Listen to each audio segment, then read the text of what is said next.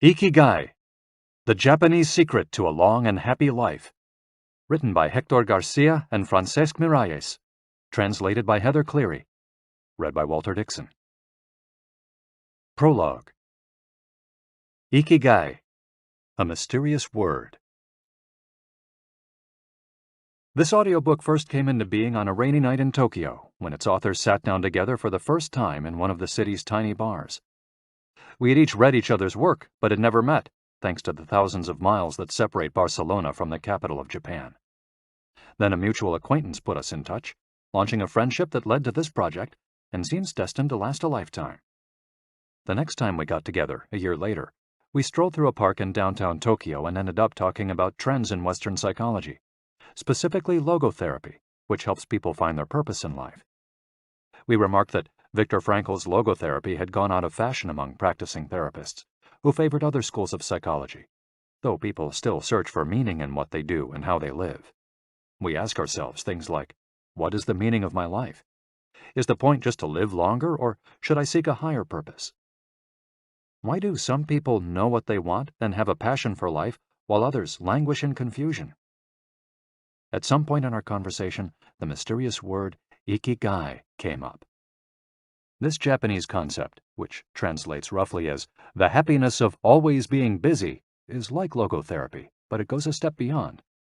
It also seems to be one way of explaining the extraordinary longevity of the Japanese, especially on the island of Okinawa, where there are 24.55 people over the age of 100 for every 100,000 inhabitants, far more than the global average.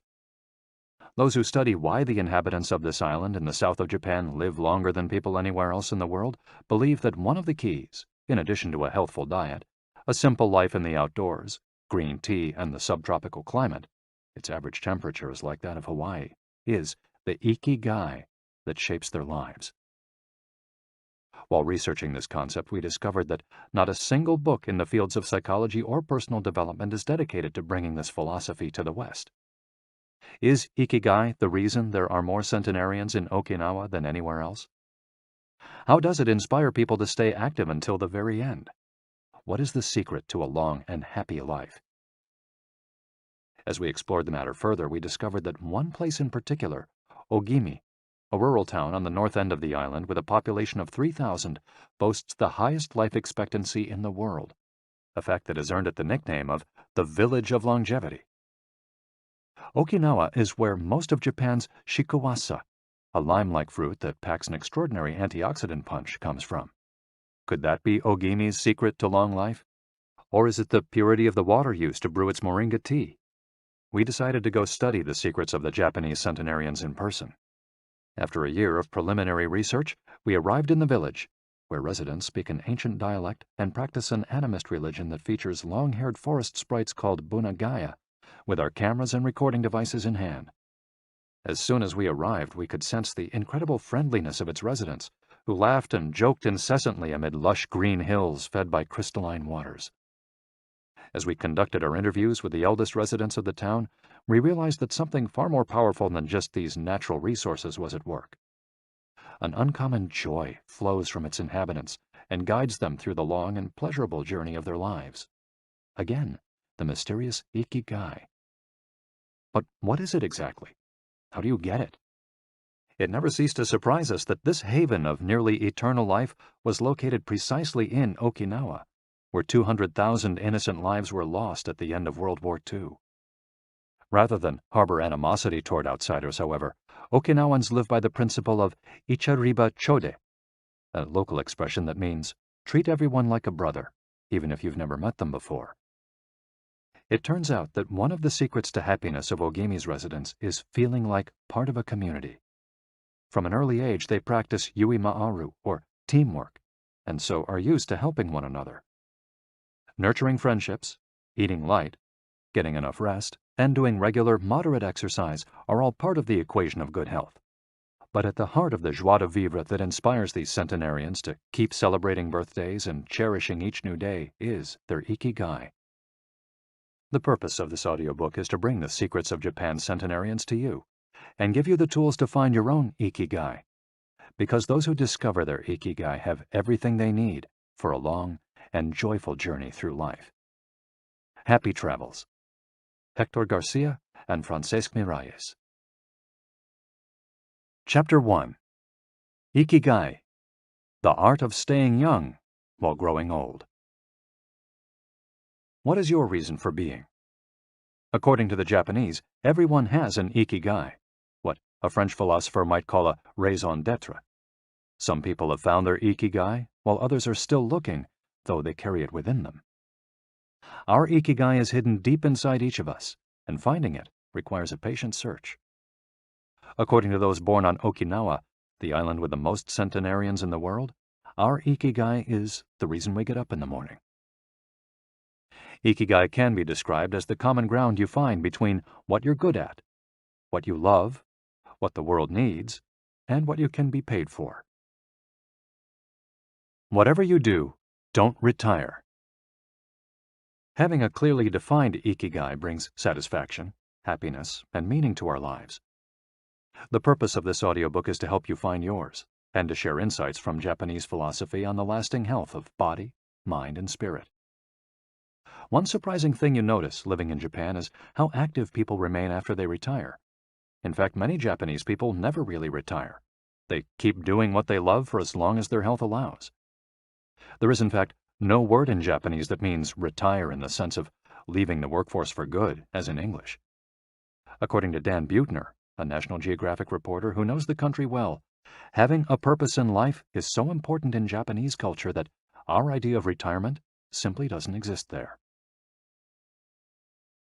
The island of almost eternal youth. Certain longevity studies suggest that a strong sense of community and a clearly defined ikigai are just as important as the famously healthful Japanese diet, perhaps even more so.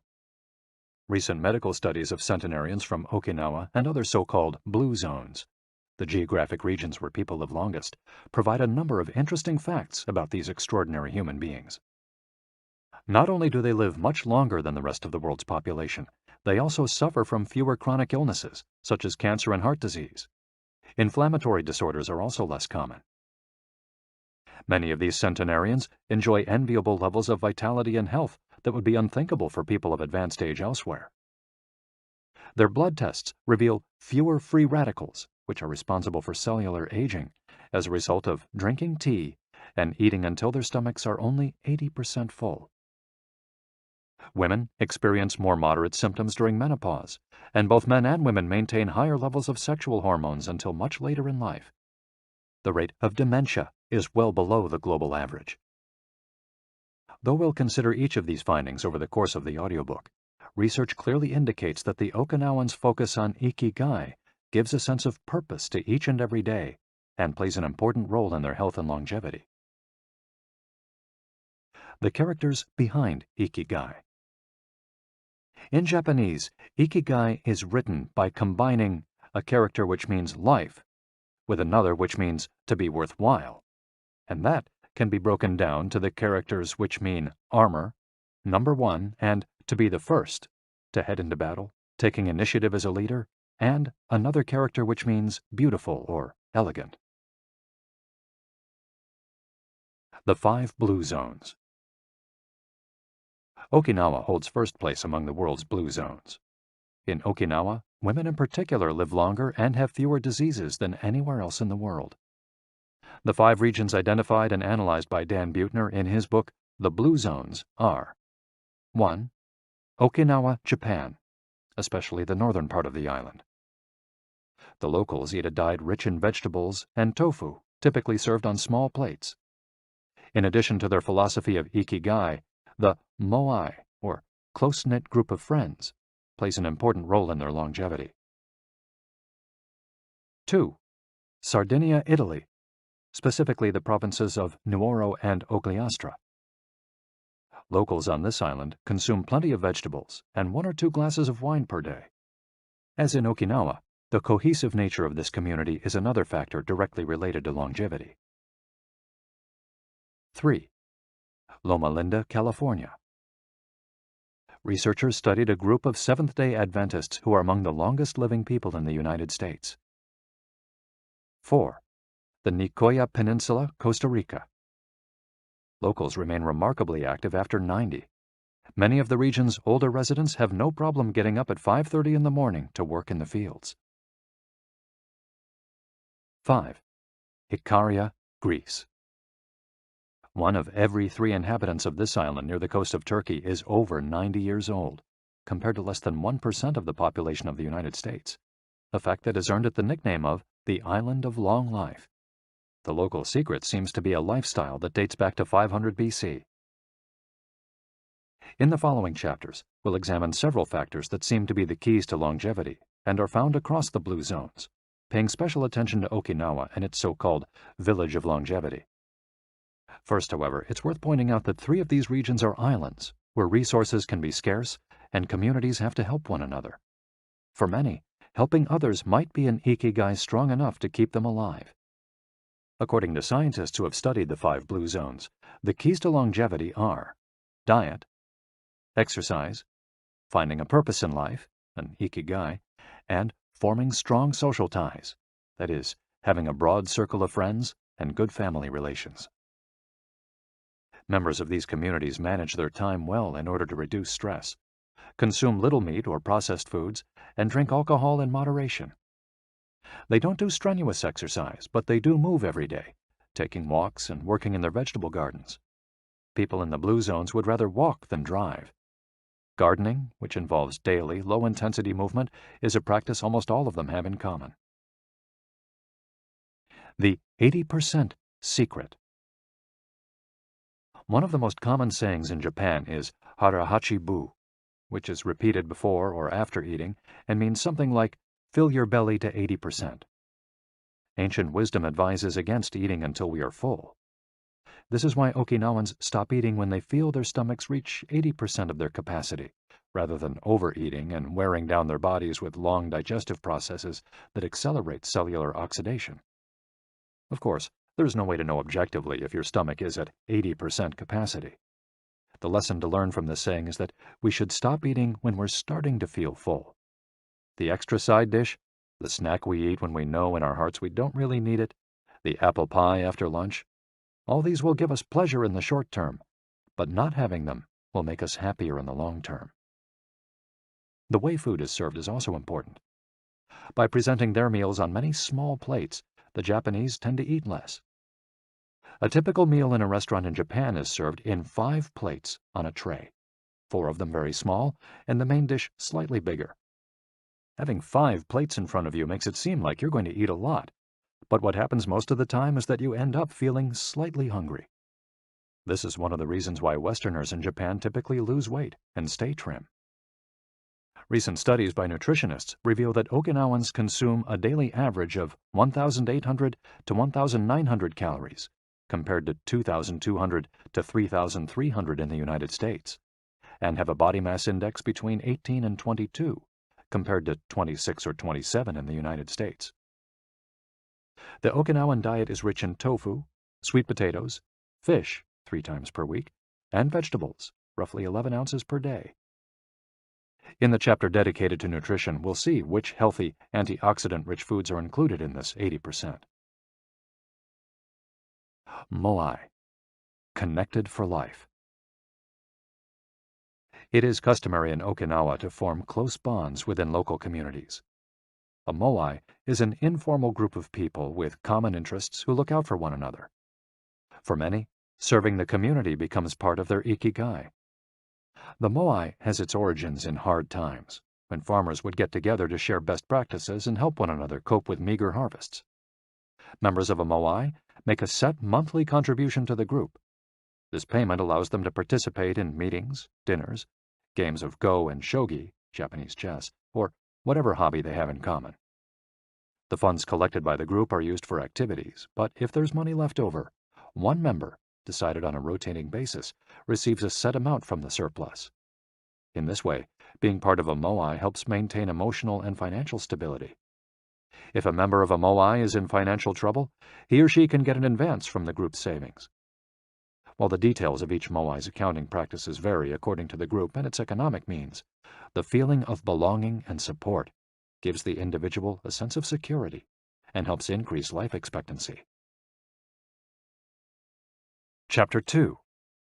Anti-Aging Secrets. little things that add up to a long and happy life. Aging's escape velocity and the rabbit. Imagine a sign far off in the future with a number on it that represents the age of your death. Every year that you live, you advance closer to the sign. When you reach the sign, you die. Now, imagine a rabbit holding the sign and walking to the future. Every year that you live, the rabbit is half a year as far away. After a while, you will reach the rabbit and die. But what if the rabbit could walk at a pace of 1 year for every year of your life? You would never be able to catch the rabbit, and therefore you would never die. The speed at which the rabbit walks to the future is our technology. The more we advance technology and knowledge of our bodies, the faster we can make the rabbit walk. Aging's escape velocity is the moment at which the rabbit walks at a pace of 1 year per year or faster, and we become immortal. Aging's escape velocity. For more than a century, we've managed to add an average of 0.3 years to our life expectancy every year. But what would happen if we had the technology to add a year of life expectancy every year? In theory, we would achieve biological immortality, having reached aging's escape velocity. Researchers with an eye to the future, such as Ray Kurzweil and Aubrey de Grey, claim that we'll reach this escape velocity in a matter of decades. Other scientists are less optimistic, predicting that we'll reach a limit, a maximum age we won't be able to surpass no matter how much technology we have. For example, some biologists assert that our cells stop regenerating after about 120 years. Active mind, youthful body. There is much wisdom in the classic saying, mens sana in corpore sano, a sound mind in a sound body. It reminds us that both mind and body are important, and that the health of one is connected to that of the other. It's been shown that maintaining an active, adaptable mind is one of the key factors in staying young. Having a youthful mind also drives you toward a healthy lifestyle that will slow the aging process. Just as a lack of physical exercise has negative effects on our bodies and mood, a lack of mental exercise is bad for us because it causes our neurons and neural connections to deteriorate, and as a result, reduces our ability to react to our surroundings. This is why it's so important to give your brain a workout. One pioneer in advocating for mental exercise is the Israeli neuroscientist Shlomo Bresnitz, who argues that the brain needs a lot of stimulation in order to stay in shape. As he stated in an interview with Edward Punset for the Spanish television program Redis, there is a tension between what is good for someone and what they want to do. This is because people, especially older people, like to do things as they've always done them. The problem is that when the brain develops ingrained habits, it doesn't need to think anymore. Things get done quickly and efficiently on automatic pilot, often in a very advantageous way. This creates a tendency to stick to routines, and the only way of breaking these is to confront the brain with new information. Presented with new information, the brain creates new connections and is revitalized. This is why it's so important to expose yourself to change, even if stepping outside your comfort zone means feeling a bit of anxiety. The effects of mental training have been scientifically demonstrated. According to Collins Hemingway and Shlomo Bresnitz in their book Maximum Brain Power, Challenging the Brain for Health and Wisdom, mental training is beneficial on many levels. You begin exercising your brain by doing a certain task for the first time, he writes, and at first it seems very difficult, but as you learn how to do it, the training is already working. The second time you realize that it's easier, not harder to do because you're getting better at it. This has a fantastic effect on a person's mood. In and of itself, it's a transformation that affects not only the results obtained, but also his or her self-image.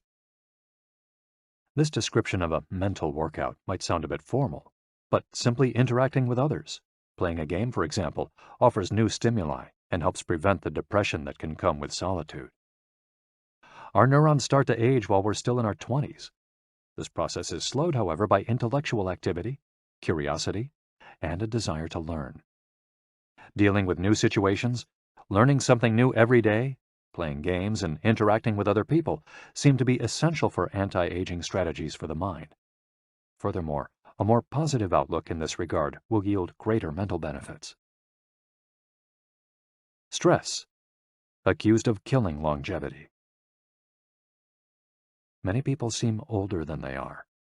Research into the causes of premature aging has shown that stress has a lot to do with it, because the body wears down much faster during periods of crisis. The American Institute of Stress investigated this degenerative process and concluded that most health problems are caused by stress. Researchers at the Heidelberg University Hospital conducted a study in which they subjected a young doctor to a job interview, which they made even more stressful by forcing him to solve complex math problems for 30 minutes. Afterward, they took a blood sample. What they discovered was that his antibodies had reacted to stress the same way they react to pathogens, activating the proteins that trigger an immune response. The problem is that this response not only neutralizes harmful agents, it also damages healthy cells, leading them to age prematurely. The University of California conducted a similar study, taking data and samples from 39 women who had high levels of stress due to the illness of one of their children, and comparing them to samples from women with healthy children and low levels of stress. They found that stress promotes cellular aging by weakening cell structures known as telomeres, which affect cellular regeneration and how our cells age. As the study revealed, the greater the stress, the greater the degenerative effects on cells. How does stress work? These days, people live at a frantic pace and in a nearly constant state of competition. At this fever pitch, stress is a natural response to the information being received by the body as potentially dangerous or problematic. Theoretically, this is a useful reaction, as it helps us survive in hostile surroundings. Over the course of our evolution, we have used this response to deal with difficult situations and to flee from predators. The alarm that goes off in our head makes our neurons activate the pituitary gland, which produces hormones that release corticotropin, which in turn circulates through the body via the sympathetic nervous system. The adrenal gland is then triggered to release adrenaline and cortisol. Adrenaline raises our respiratory rate and pulse and prepares our muscles for action, getting the body ready to react to perceived danger, while cortisol increases the release of dopamine and blood glucose, which is what gets us charged up and allows us to face challenges. These processes are, in moderation, beneficial. They help us overcome challenges in our daily lives. Nonetheless, the stress to which human beings are subjected today is clearly harmful. Compare the lives of cave dwellers with modern humans. Cave dwellers were relaxed most of the time. Modern humans work most of the time and are alert to any and all threats. Cave dwellers felt stress only in very specific situations. Modern humans are online or waiting for notifications from their cell phones 24 hours a day. To cave dwellers, the threats were real. A predator could end their lives at any moment. For modern humans, the brain associates the ping of a cell phone or an email notification with the threat of a predator. For cave dwellers, high doses of cortisol and adrenaline at moments of danger kept the body healthy. In modern humans, low doses of cortisol flow constantly through the body, with implications for a range of health problems, including adrenal fatigue and chronic fatigue syndrome. Stress has a degenerative effect over time. A sustained state of emergency affects the neurons associated with memory, as well as inhibiting the release of certain hormones, the absence of which can cause depression. Its secondary effects include irritability, insomnia, anxiety, and high blood pressure. As such, though challenges are good for keeping mind and body active, we should adjust our high-stress lifestyles in order to avoid the premature aging of our bodies. Be mindful about reducing stress. Whether or not the threats we perceive are real, stress is an easily identifiable condition that not only causes anxiety, but is also highly psychosomatic, affecting everything from our digestive system to our skin. This is why prevention is so important in avoiding the toll that stress takes on us, and why many experts recommend practicing mindfulness. The central premise of this stress reduction method is focusing on the self, noticing our responses, even if they are conditioned by habit, in order to be fully conscious of them.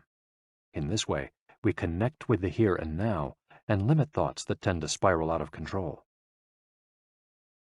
We have to learn to turn off the autopilot that's steering us in an endless loop. We all know people who snack while talking on the phone or watching the news.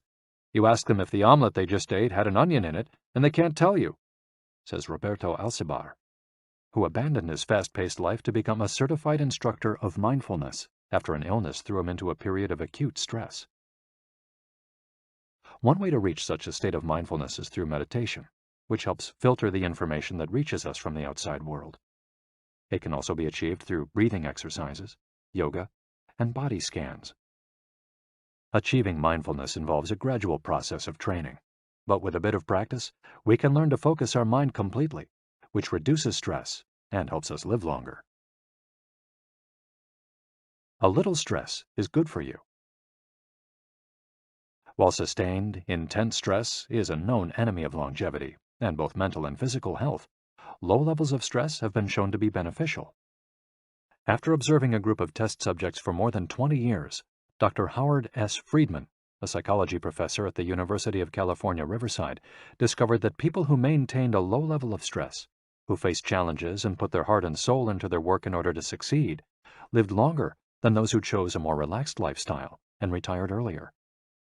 From this, he concluded that a small dose of stress is a positive thing, as those who live with low levels of stress tend to develop healthier habits, smoke less, and drink less alcohol. Given this, it's not surprising that many of the supercentenarians, people who live to be 110 or more, whom you'll meet in this audiobook, talk about having lived intense lives and working well into old age. A lot of sitting will age you. In the Western world in particular, the rise in sedentary behavior has led to numerous diseases, such as hypertension and obesity, which in turn affect longevity. Spending too much time seated at work or at home not only reduces muscular and respiratory fitness, but also increases appetite and curbs the desire to participate in activities. Being sedentary can lead to hypertension, imbalanced eating, cardiovascular disease, osteoporosis, and even certain kinds of cancer. Recent studies have shown a connection between a lack of physical activity and the progressive distortion of telomeres in the immune system, which ages those cells and, in turn, the organism as a whole. This is a problem at all life stages, not only among adults.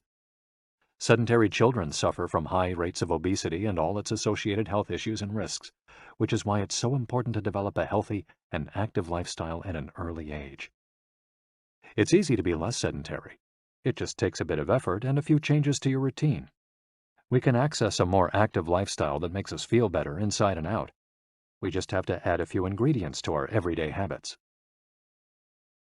Walk to work, or just go on a walk, for at least 20 minutes each day. Use your feet instead of an elevator or escalator. This is good for your posture, your muscles, and your respiratory system, among other things.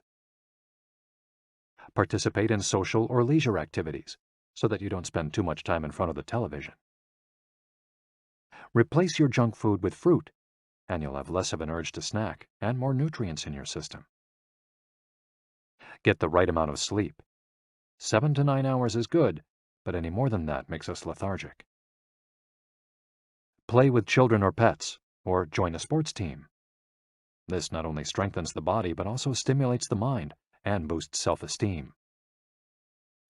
Be conscious of your daily routine in order to detect harmful habits and replace them with more positive ones. By making these small changes, we can begin to renew our bodies and minds and increase our life expectancy. A model's best-kept secret. Though we age both externally and internally, both physically and mentally, one of the things that tell us the most about people's age is their skin, which takes on different textures and colors according to processes going on beneath the surface. Most of those who make their living as models claim to sleep between 9 and 10 hours the night before a fashion show. This gives their skin a taut, wrinkle-free appearance and a healthy, radiant glow. Science has shown that sleep is a key anti-aging tool because when we sleep, we generate melatonin, a hormone that occurs naturally in our bodies. The pineal gland produces it from the neurotransmitter serotonin, according to our diurnal and nocturnal rhythms, and it plays a role in our sleep and waking cycles. A powerful antioxidant, melatonin helps us live longer and also offers the following benefits. It strengthens the immune system. It contains an element that protects against cancer. It promotes the natural production of insulin. It slows the onset of Alzheimer's disease. It helps prevent osteoporosis and fight heart disease. For all these reasons, melatonin is a great ally in preserving youth. It should be noted, however, that melatonin production decreases after age 30. We can compensate for this by eating a balanced diet and getting more calcium, soaking up a moderate amount of sun each day, getting enough sleep, avoiding stress, alcohol, tobacco, and caffeine, all of which make it harder to get a good night's rest, depriving us of the melatonin we need. Experts are trying to determine whether artificially stimulating production of melatonin might help slow the aging process, which would confirm the theory that we already carry the secret to longevity within us. Anti-aging attitudes. The mind has tremendous power over the body and how quickly it ages. Most doctors agree that the secret to keeping the body young is keeping the mind active, a key element of Ikigai, and not caving in when we face difficulties throughout our lives. One study, conducted at Yeshiva University, found that the people who live the longest have two dispositional traits in common: a positive attitude and a high degree of emotional awareness. In other words, those who face challenges with a positive outlook and are able to manage their emotions are already well on their way toward longevity. A stoic attitude, serenity in the face of a setback, can also help keep you young, as it lowers anxiety and stress levels and stabilizes behavior. This can be seen in the greater life expectancies of certain cultures with unhurried, deliberate lifestyles. Many centenarians and supercentenarians have similar profiles. They've had full lives that were difficult at times, but they knew how to approach these challenges with a positive attitude and not be overwhelmed by the obstacles they faced. Alexander Imich, who in 2014 became the world's oldest living man at age 111, knew he had good genes, but understood that other factors contributed too. "The life you live is equally or more important for longevity," he said in an interview with Reuters after being added to Guinness World Records in 2014. An Ode to Longevity. During our stay in Ogimi, the village that holds the Guinness record for longevity, a woman who was about to turn 100 years old sang the following song for us in a mixture of Japanese and the local dialect. "To keep healthy and have a long life, eat just a little of everything with relish. Go to bed early, get up early, and then go out for a walk. We live each day with serenity, and we enjoy the journey. To keep healthy and have a long life, we get on well with all our friends. Spring, summer, fall, winter, we happily enjoy all the seasons. The secret is not to get distracted by how old the fingers are, from the fingers to the head and back once again. If you keep moving with your fingers working, 100 years will come to you." Chapter 3. From Logotherapy to Ikigai. How to live longer and better by finding your purpose. What is logotherapy? A colleague once asked Viktor Frankl to define his school of psychology in a single phrase, to which Frankl replied, "Well, in logotherapy, the patient sits up straight and has to listen to things that are, on occasion, hard to hear." The colleague had just described psychoanalysis to him in the following terms. "In psychoanalysis, the patient lies down on a couch and tells you things that are, on occasion, hard to say." Frankl explains that one of the first questions he would ask his patients was, "Why do you not commit suicide?" Usually the patient found good reasons not to and was able to carry on. What then does logotherapy do? The answer is pretty clear. It helps you find reasons to live. Logotherapy pushes patients to consciously discover their life's purpose in order to confront their neuroses. Their quest to fulfill their destiny then motivates them to press forward, breaking the mental chains of the past and overcoming whatever obstacles they encounter along the way. Something to live for. A study conducted by Frankl in his Vienna clinic found that among both patients and personnel, around 80% believed that human beings needed a reason for living, and around 60% felt they had someone or something in their lives worth dying for. The search for meaning. The search for purpose became a personal driving force that allowed Frankl to achieve his goals. The process of logotherapy can be summarized in these 5 steps. 1. A person feels empty, frustrated, or anxious. 2. The therapist shows him that what he is feeling is the desire to have a meaningful life. 3. The patient discovers his life's purpose at that particular point in time. 4. Of his own free will, the patient decides to accept or reject that destiny. 5. This newfound passion for life helps him overcome obstacles and sorrows. Frankl himself would live and die for his principles and ideals. His experiences as a prisoner at Auschwitz showed him that everything can be taken from a man but one thing, the last of the human freedoms: to choose one's attitude in any given set of circumstances, to choose one's own way. It was something he had to go through alone, without any help, and it inspired him for the rest of his life. 10 differences between psychoanalysis and logotherapy. Psychoanalysis: the patient reclines on a couch like a patient. Logotherapy: the patient sits facing the therapist, who guides him or her without passing judgment. Psychoanalysis is retrospective, it looks to the past. Logotherapy looks toward the future. Psychoanalysis is introspective, it analyzes neuroses. Logotherapy does not delve into the patient's neuroses. In psychoanalysis, the drive is toward pleasure. In logotherapy, the drive is toward purpose and meaning. Psychoanalysis centers on psychology. Logotherapy includes a spiritual dimension. Psychoanalysis works on psychogenic neuroses.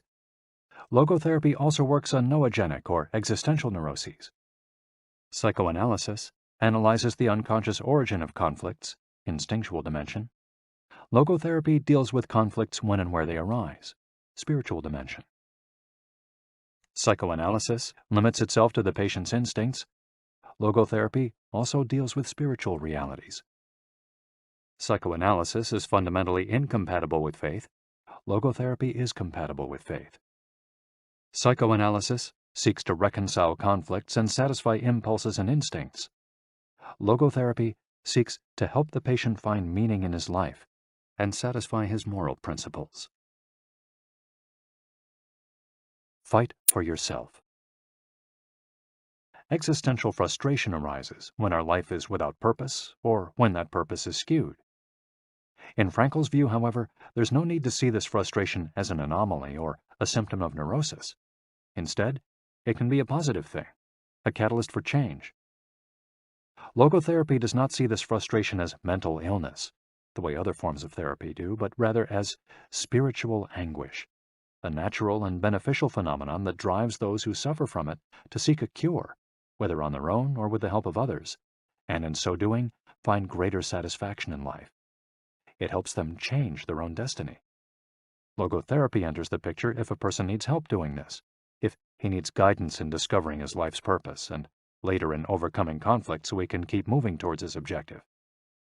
In Man's Search for Meaning, Frankl cites one of Nietzsche's famous aphorisms: "He who has a why to live can bear with almost any how." Based on his own experience, Frankl believed that our health depends on that natural tension that comes from comparing what we've accomplished so far with what we'd like to achieve in the future. What we need, then, is not a peaceful existence, but a challenge we can strive to meet by applying all the skills at our disposal. Existential crisis, on the other hand, is typical of modern societies in which people do what they're told to do or what others do, rather than what they want to do. They often try to fill the gap between what is expected of them and what they want for themselves with economic power or physical pleasure, or by numbing their senses. It can even lead to suicide. Sunday neurosis, for example, is what happens when, without the obligations and commitments of the work week, the individual realizes how empty he is inside. He has to find a solution. Above all, he has to find his purpose, his reason for getting out of bed, his Ikigai. I feel empty inside. In a study conducted at the Vienna Polyclinic Hospital, Frankl's team found that 55% of the patients they interviewed were experiencing some degree of existential crisis. According to logotherapy, discovering one's purpose in life helps an individual fill that existential void. Frankl, a man who faced his problems and turned his objectives into actions, could look back on his life in peace as he grew old. He did not have to envy those still enjoying their youth, because he had amassed a broad set of experiences that showed he had lived for something. Better living through logotherapy. A few key ideas. We don't create the meaning of our life, as Sartre claimed. We discover it. We each have a unique reason for being, which can be adjusted or transformed many times over the years. Just as worry often brings about precisely the thing that was feared, excessive attention to a desire, or hyperintention, can keep that desire from being fulfilled. Humor can help break negative cycles and reduce anxiety. We all have the capacity to do noble or terrible things. The side of the equation we end up on depends on our decisions, not on the condition in which we find ourselves. In the following case studies, we'll look at 4 cases from Frankl's own practice in order to better understand the search for meaning and purpose. Case study: Viktor Frankl. In German concentration camps, as in those that would later be built in Japan and Korea, psychiatrists confirmed that the prisoners with the greatest chance of survival were those who had things they wanted to accomplish outside the camp, those who felt a strong need to get out of there alive. This was true of Frankl, who, after being released and successfully developing the school of logotherapy, realized he had been the first patient of his own practice. Frankl had a goal to achieve, and it made him persevere. He arrived at Auschwitz carrying a manuscript that contained all the theories and research he compiled over the course of his career, ready for publication. When it was confiscated, he felt compelled to write it all over again. And that need drove him, and gave his life meaning amid the constant horror and doubt of the concentration camp. So much so that over the years, and especially when he fell ill with typhus, he would jot down fragments and key words from the lost work on any scrap of paper he found. Case study: The American Diplomat. An important North American diplomat went to Frankl to pick up where he left off with a course of treatment he had started 5 years earlier in the United States. When Frankl asked him why he had started therapy in the first place, the diplomat answered that he hated his job and his country's international policies, which he had to follow and enforce. His American psychoanalyst, whom he had been seeing for years, insisted he make peace with his father so that his government and his job, both representations of the paternal figure, would seem less disagreeable. Frankl, however, showed him in just a few sessions that his frustration was due to the fact that he wanted to pursue a different career, and the diplomat concluded his treatment with that idea in mind. 5 years later, the former diplomat informed Frankl that he had been working during that time in a different profession, and that he was happy. In Frankl's view, the man not only didn't need all those years of psychoanalysis, he also couldn't even really be considered a patient in need of therapy. He was simply someone in search of a new life's purpose. As soon as he found it, his life took on deeper meaning. Case study: The Suicidal Mother. The mother of a boy who had died at age 11 was admitted to Frankl's clinic after she tried to kill herself and her other son. It was this other son, paralyzed since birth, who kept her from carrying out her plan. He did believe his life had a purpose, and if his mother killed them both, it would keep him from achieving his goals. The woman shared her story in a group session. To help her, Frankl asked another woman to imagine a hypothetical situation in which she lay on her deathbed, old and wealthy, but childless. The woman insisted that, in that case, she would have felt her life had been a failure. When the suicidal mother was asked to perform the same exercise, imagining herself on her deathbed, she looked back and realized that she had done everything in her power for her children, for both of them. She had given her paralyzed son a good life, and he had turned into a kind, reasonably happy person. To this she added, crying, "As for myself, I can look back peacefully on my life, for I can say my life was full of meaning, and I have tried hard to live it fully. I have done my best. I have done my best for my son. My life was no failure." In this way, by imagining herself on her deathbed and looking back, the suicidal mother found the meaning that, though she was not aware of it, her life already had. Case study: The grief-stricken doctor. An elderly doctor, unable to overcome the deep depression into which he'd fallen after the death of his wife 2 years earlier, went to Frankel for help. Instead of giving him advice or analyzing his condition, Frankel asked him what would have happened if he had been the one who died first. The doctor, horrified, answered that it would have been terrible for his poor wife, that she would have suffered tremendously. To which Frankel responded, "You see, doctor, you've spared her all that suffering, but the price you have to pay for this is to survive and mourn her." The doctor didn't say another word. He left Frankel's office in peace after taking the therapist's hand in his own. He was able to tolerate the pain in place of his beloved wife. His life had been given a purpose. Morita therapy. In the same decade that logotherapy came into being, a few years earlier in fact, Shoma Morita created his own purpose-centered therapy in Japan. It proved to be effective in the treatment of neurosis, obsessive-compulsive disorder, and post-traumatic stress. In addition to being a psychotherapist, Shoma Morita was a Zen Buddhist, and his therapy left a lasting spiritual mark on Japan.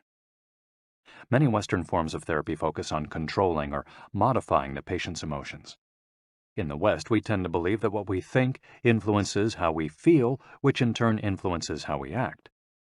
In contrast, Morita therapy focuses on teaching patients to accept their emotions without trying to control them, since their feelings will change as a result of their actions. In addition to accepting the patient's emotions, Morita therapy seeks to create new emotions on the basis of actions. According to Morita, these emotions are learned through experience and repetition. Morita therapy is not meant to eliminate symptoms. Instead, it teaches us to accept our desires, anxieties, fears, and worries, and let them go. As Morita writes in his book, Morita Therapy and the True Nature of Anxiety-Based Disorders, "In feelings, it is best to be wealthy and generous." Morita explained the idea of letting go of negative feelings with the following fable. A donkey that is tied to a post by a rope will keep walking around the post in an attempt to free itself, only to become more immobilized and attached to the post. The same thing applies to people with obsessive thinking, who become more trapped in their own suffering when they try to escape from their fears and discomfort. The basic principles of Morita therapy. 1. Accept your feelings. If we have obsessive thoughts, we should not try to control them or get rid of them. If we do, they become more intense. Regarding human emotions, the Zen master would say, if we try to get rid of one wave with another, we end up with an infinite sea. We don't create our feelings. They simply come to us, and we have to accept them. The trick is welcoming them. Morita likened emotions to the weather. We can't predict or control them. We can only observe them. To this point, he often quoted the Vietnamese monk Thich Nhat Hanh, who would say, "Hello, solitude. How are you today? Come, sit with me, and I will care for you." 2. Do what you should be doing. We shouldn't focus on eliminating symptoms, because recovery will come on its own. We should focus instead on the present moment, and if we're suffering, on accepting that suffering. Above all, we should avoid intellectualizing the situation.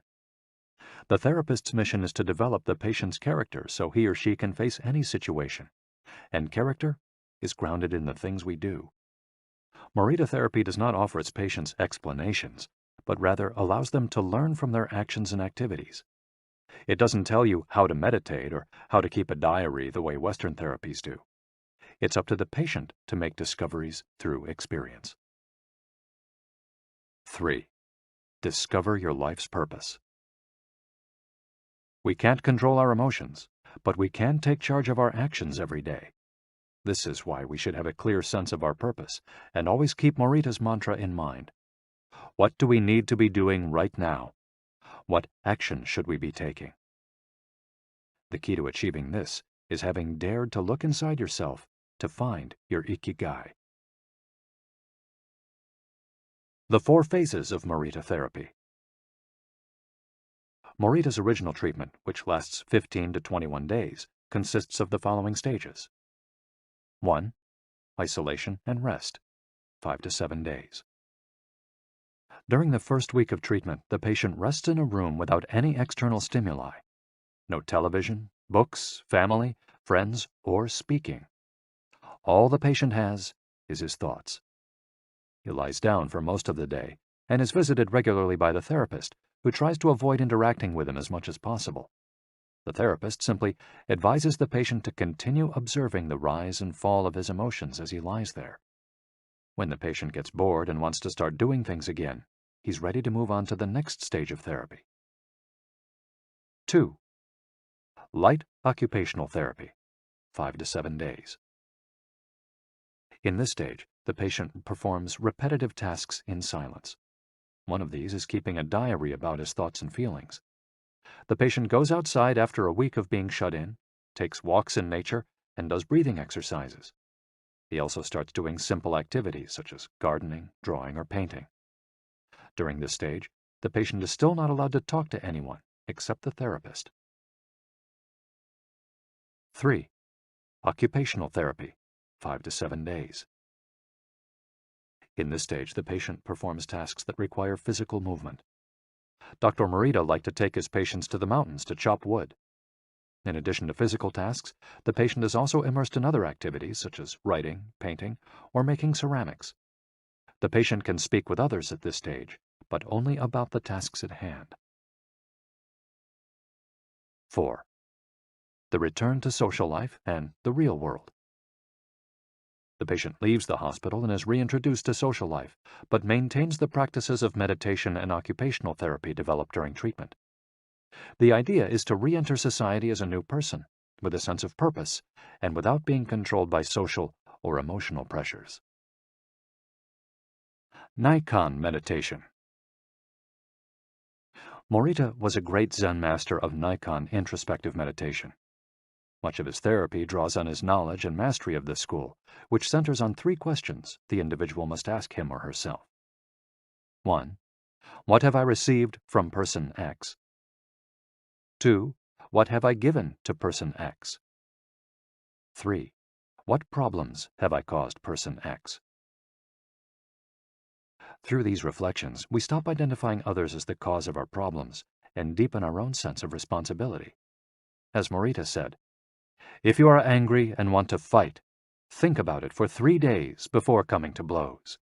After 3 days, the intense desire to fight will pass on its own. And now, Ikigai. Logotherapy and Morita therapy are both grounded in a personal, unique experience that you can access without therapists or spiritual retreats. The mission of finding your Ikigai, your existential fuel. Once you find it, it's only a matter of having the courage and making the effort to stay on the right path.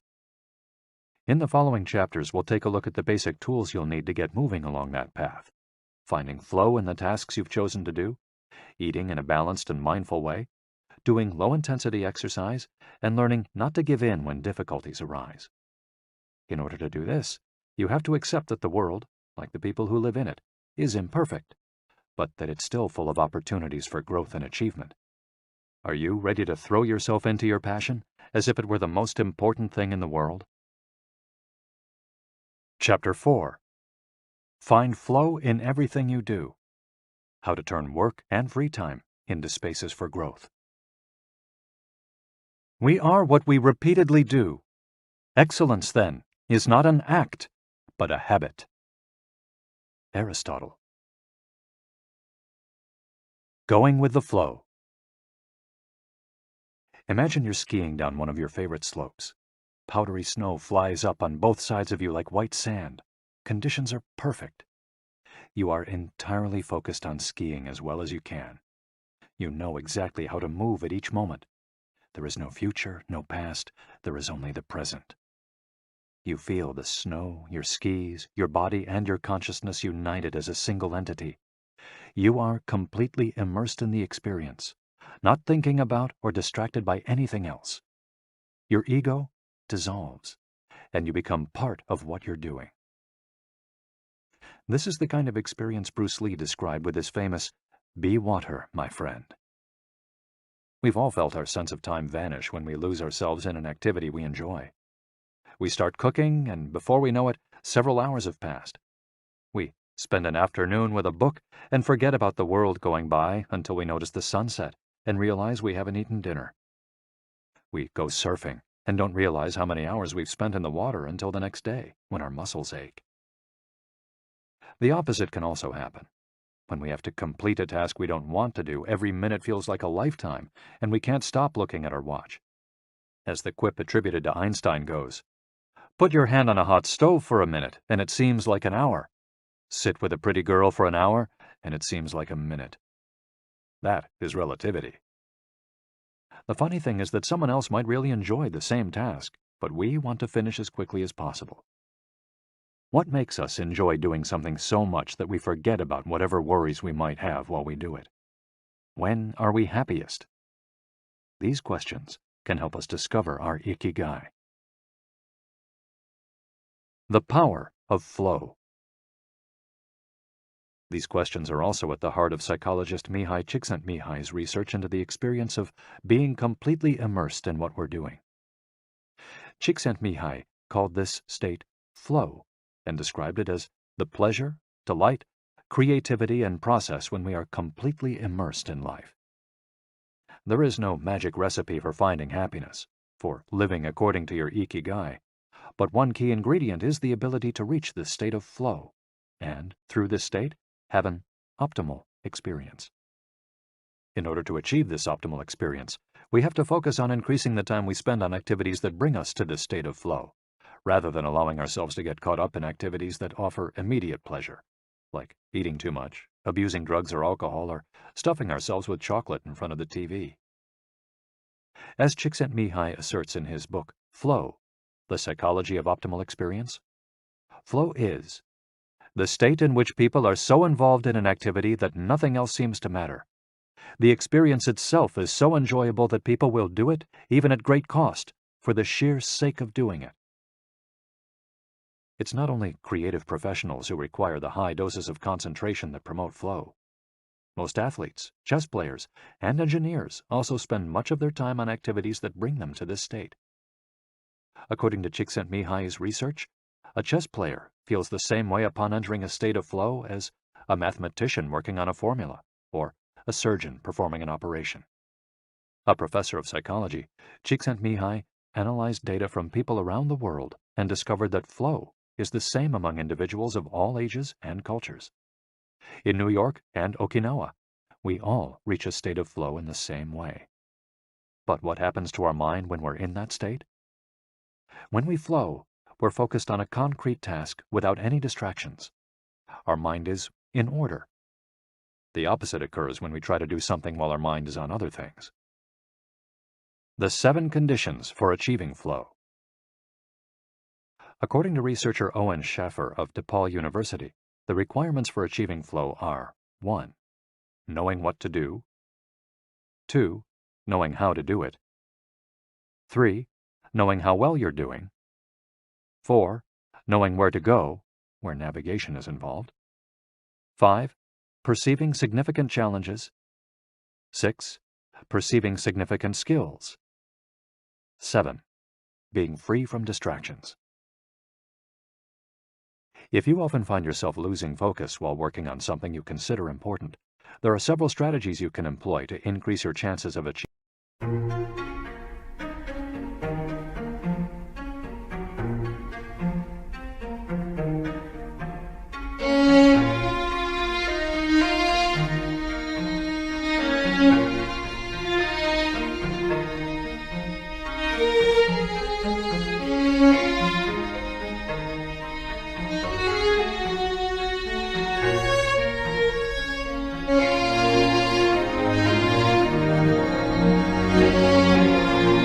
Flow. Strategy number 1. Choose a difficult task, but not too difficult. Schaffer's model encourages us to take on tasks that we have a chance of completing, but that are slightly outside our comfort zone. Every task, sport, or job has a set of rules, and we need a set of skills to follow them. If the rules for completing a task or achieving a purpose are too basic relative to our skill set, we'll likely get bored. Activities that are too easy lead to apathy. If, on the other hand, we assign ourselves to a task that is too difficult, we won't have the skills to complete it and will almost certainly give up and feel frustrated to boot. The ideal is to find a middle path, something aligned with our abilities but just a bit of a stretch, so we experience it as a challenge. That's what Ernest Hemingway meant when he said, "Sometimes I write better than I can." We want to see challenges through to the end because we enjoy the feeling of pushing ourselves. Bertrand Russell expressed a similar idea when he said, "To be able to concentrate for a considerable amount of time is essential to difficult achievement." If you're a graphic designer, learn a new software program for your next project. If you're a programmer, use a new programming language. If you're a dancer, try to incorporate into your next routine a movement that has seemed impossible for years. Add a little something extra, something that takes you out of your comfort zone. Even doing something as simple as reading means following certain rules, having certain abilities and knowledge. If we set out to read a book on quantum mechanics for specialists in physics without being specialists in physics ourselves, we'll probably give up after a few minutes. On the other end of the spectrum, if we already know everything a book has to tell us, we'll get bored right away. However, if the book is appropriate to our knowledge and abilities and builds on what we already know, we'll immerse ourselves in our reading, and time will flow.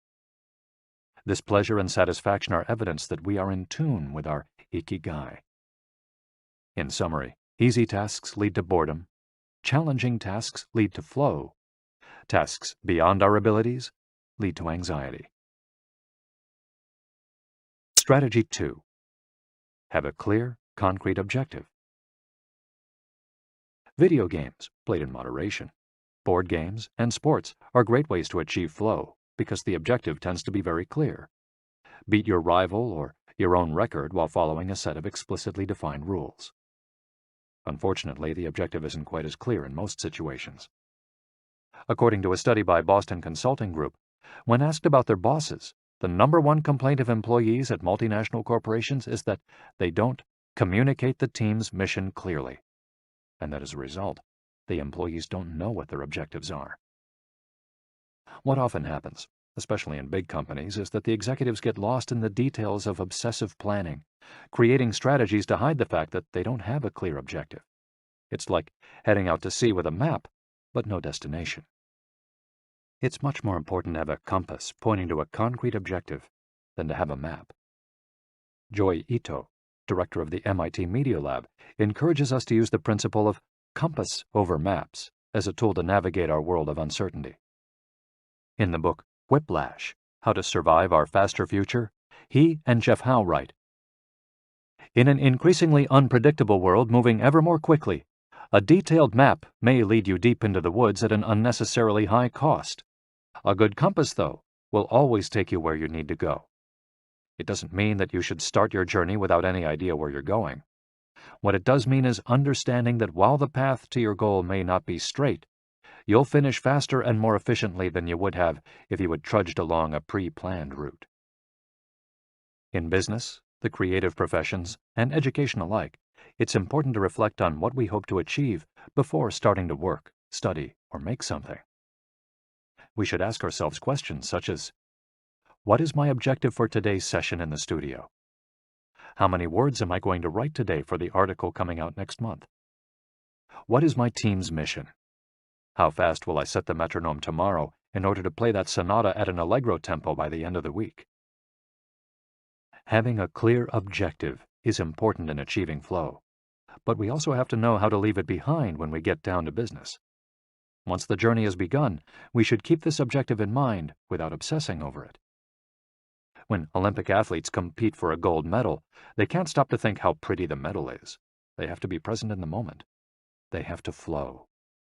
If they lose focus for a second, thinking how proud they'll be to show the medal to their parents, they'll almost certainly commit an error at a critical moment and will not win the competition. One common example of this is writer's block. Imagine that a writer has to finish a novel in 3 months. The objective is clear. The problem is that the writer can't stop obsessing over it. Every day she wakes up thinking, I have to write that novel. And every day she sets about reading the newspaper and cleaning the house. Every evening she feels frustrated and promises she'll get to work the next day. Days, weeks, and months pass, and the writer still hasn't gotten anything down on the page, when all it would have taken was to sit down and get that first word out, then the second, to flow with the project, expressing her Ikigai. As soon as you take these first small steps, your anxiety will disappear and you'll achieve a pleasant flow in the activity you're doing. Getting back to Albert Einstein, a happy man is too satisfied with the present to dwell on the future. To summarize, a vague objective leads to confusion, time and energy wasted on meaningless tasks, and mental block. A clearly defined objective and a focus on process leads to flow. And obsessive desire to achieve a goal while ignoring process leads to a fixation on the objective rather than on getting down to business, and mental block. Strategy 3.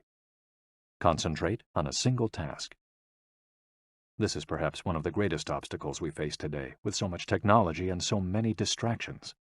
We're listening to a video on YouTube while writing an email when suddenly a chat prompt pops up and we answer it. Then our smartphone vibrates in our pocket. Just as soon as we respond to that message, we're back at our computer logging onto Facebook.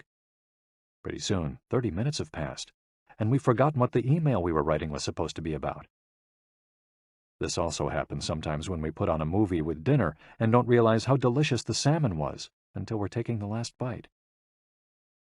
We often think that combining tasks will save us time, but scientific evidence shows that it has the opposite effect. Even those who claim to be good at multitasking are not very productive.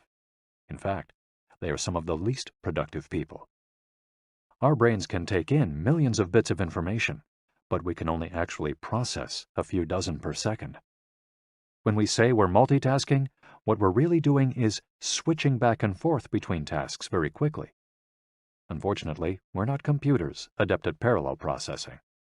We end up spending all our energy alternating between tasks instead of focusing on doing one of them well. Concentrating on one thing at a time may be the single most important factor in achieving flow.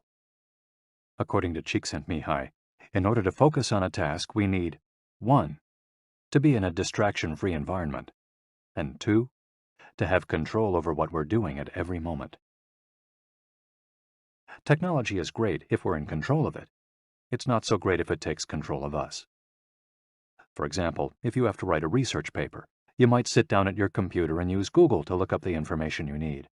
However, if you're not very disciplined, you might end up surfing the web instead of writing that paper. In that case, Google and the Internet will have taken over, pulling you out of your state of flow. It has been scientifically shown that if we continually ask our brains to switch back and forth between tasks, we waste time, make more mistakes, and remember less of what we've done. Several studies conducted at Stanford University by Clifford Ivar Nass describe our generation as suffering from an epidemic of multitasking. One such study analyzed the behavior of hundreds of students, dividing them into groups based on the number of things they tended to do at once. The students who were the most addicted to multitasking typically alternated among more than 4 tasks. For example, taking notes while reading a textbook, listening to a podcast, answering messages on their smartphone, and sometimes checking their Twitter timeline. Each group of students was shown a screen with several red and several blue arrows. The objective of the exercise was to count the red arrows. At first, all the students answered correctly right away, without much trouble. As the number of blue arrows increased, the number of red arrows stayed the same, only their position changed, however. The students accustomed to multitasking had serious trouble counting the red arrows in the time allotted, or as quickly as the students who did not habitually multitask, for one very simple reason. They got distracted by the blue arrows. Their brains were trained to pay attention to every stimulus, regardless of its importance, while the brains of other students were trained to focus on a single task, in this case, counting the red arrows and ignoring the blue ones. Other studies indicate that working on several things at once lowers our productivity by at least 60% and our IQ by more than 10 points. One study funded by the Swedish Council for Working Life and Social Research found that a sample group of more than 4,000 young adults between the ages of 20 and 24 who were addicted to their smartphones got less sleep, felt less connected to their community at school, and were more likely to show signs of depression. In summary, concentrating on a single task makes achieving flow more likely, increases productivity, increases our power of retention, makes us less likely to make mistakes, helps us feel calm and in control of the task at hand, causes us to become more considerate as we pay full attention to those around us, and increases creativity. Multitasking makes achieving flow impossible, decreases productivity by 60%, though it doesn't seem to, makes it harder to remember things, makes us more likely to make mistakes, makes us feel stressed by the sensation that we're losing control, that our tasks are controlling us, causes us to hurt those around us through our addiction to stimuli, always checking our phones, always on social media, and reduces creativity. What can we do to avoid falling victim to this flow-impeding epidemic? How can we train our brains to focus on a single task? Here are a few ideas for creating a space and time free of distractions to increase our chances of reaching a state of flow, and thereby getting in touch with our Ikigai. Don't look at any kind of screen for the first hour you're awake, and the last hour before you go to sleep. Turn off your phone before you achieve flow. There is nothing more important than the task you've chosen to do during this time. If this seems too extreme, enable the Do Not Disturb function, so only the people closest to you contact you in case of emergency. Designate one day of the week, perhaps a Saturday or Sunday, a day of technical fasting, making exceptions for e-readers without Wi-Fi or MP3 players. Go to a cafe that doesn't have Wi-Fi. Read and respond to email only once or twice per day. Define those times clearly and stick to them. Try the Pomodoro technique. Get yourself a kitchen timer. Some are made to look like a pomodoro or a tomato, and commit to working on a single task as long as it's running. The Pomodoro technique recommends 25 minutes of work and 5 minutes of rest for each cycle, but you can also do 50 minutes of work and 10 minutes of rest. Find the pace that's best for you. The most important thing is to be disciplined in completing each cycle. Start your work session with a ritual you enjoy, and end it with a reward. Train your mind to return to the present when you find yourself getting distracted. Practice mindfulness or another form of meditation. Go for a walk or a swim, whatever will help you get centered again. Work in a space where you will not be distracted. If you can't do this at home, go to a library, a cafe, or, if your task involves playing the saxophone, a music studio. If you find that your surroundings continue to distract you, keep looking until you find the right place. Divide each activity into groups of related tasks and assign each group its own place and time. For example, if you're writing a magazine article, you could do research and take notes at home in the morning, write in the library in the afternoon, and edit on the couch at night. Bundle routine tasks, such as sending out invoices, making phone calls, and so on, and do them all at once. A summary of the advantages of flow versus the disadvantages of distraction. A focused mind versus a wandering mind. Living in the present versus thinking about the past and the future. Being free from worry versus having concerns about our daily life and the people around us invading our thoughts. Having the hours fly by versus having every minute seem endless. With flow, we feel in control. With distraction, we lose control and fail to complete the task at hand, or other tasks or people keep us from our work. With flow, we prepare thoroughly. With distraction, we act without being prepared. With flow, we know what we should be doing at any given moment. When distracted, we frequently get stuck and don't know how to proceed. With flow, our mind is clear and overcomes all obstacles to the flow of thought. With distraction, we're plagued by doubts, concerns, and low self-esteem. With flow, it's pleasant. With distraction, it's boring and exhausting. And with flow, our ego fades. We're not the ones controlling the activity or task we're doing. The task is leading us. And with distraction, constant self-criticism. Our ego is present, and we feel frustrated. Flow in Japan. Takumis, engineers, geniuses, and otakus. What do takumis, artisans, engineers, inventors, and otakus, fans of anime and manga, have in common? They all understand the importance of flowing with their ikigai at all times. One widespread stereotype about people in Japan is that they're exceptionally dedicated and hardworking, even though some Japanese people say they look like they're working harder than they really are. There is no doubt, though, about their ability to be completely absorbed in a task, or about their perseverance when there's a problem to be solved. One of the first words one learns when starting Japanese lessons is ganbaru, which means to persevere, or to stay firm by doing one's best. Japanese people often apply themselves to even the most basic tasks with an intensity that borders on obsession. We see this in all kinds of contexts, from the retirees taking meticulous care of their rice fields in the mountains of Nagano to the college students working the weekend shift in convenience stores known as konbinis. If you go to Japan, you'll experience this attention to detail firsthand in almost every transaction.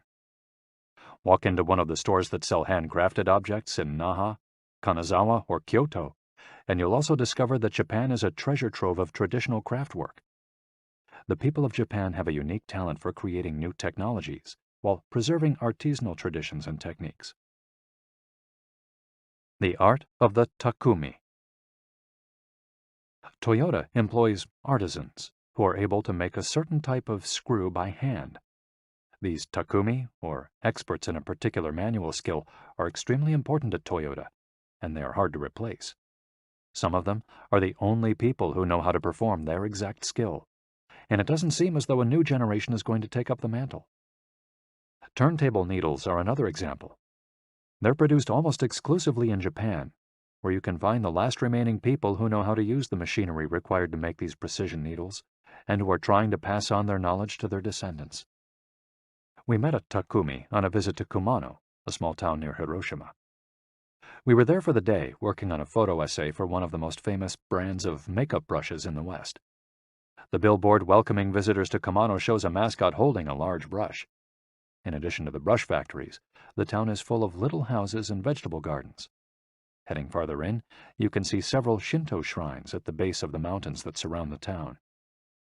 We spent hours taking photos in factories full of people in orderly rows, each doing a single task, such as painting the handles of the brushes or loading boxes of them onto trucks, before we realized we still hadn't seen anyone actually putting bristles into the brush heads. After we asked about this and got the runaround several times, the president of one company agreed to show us how it was done. He led us out of the building and asked us to get into his car. After a 5-minute drive, we parked next to another, smaller structure and climbed the stairs.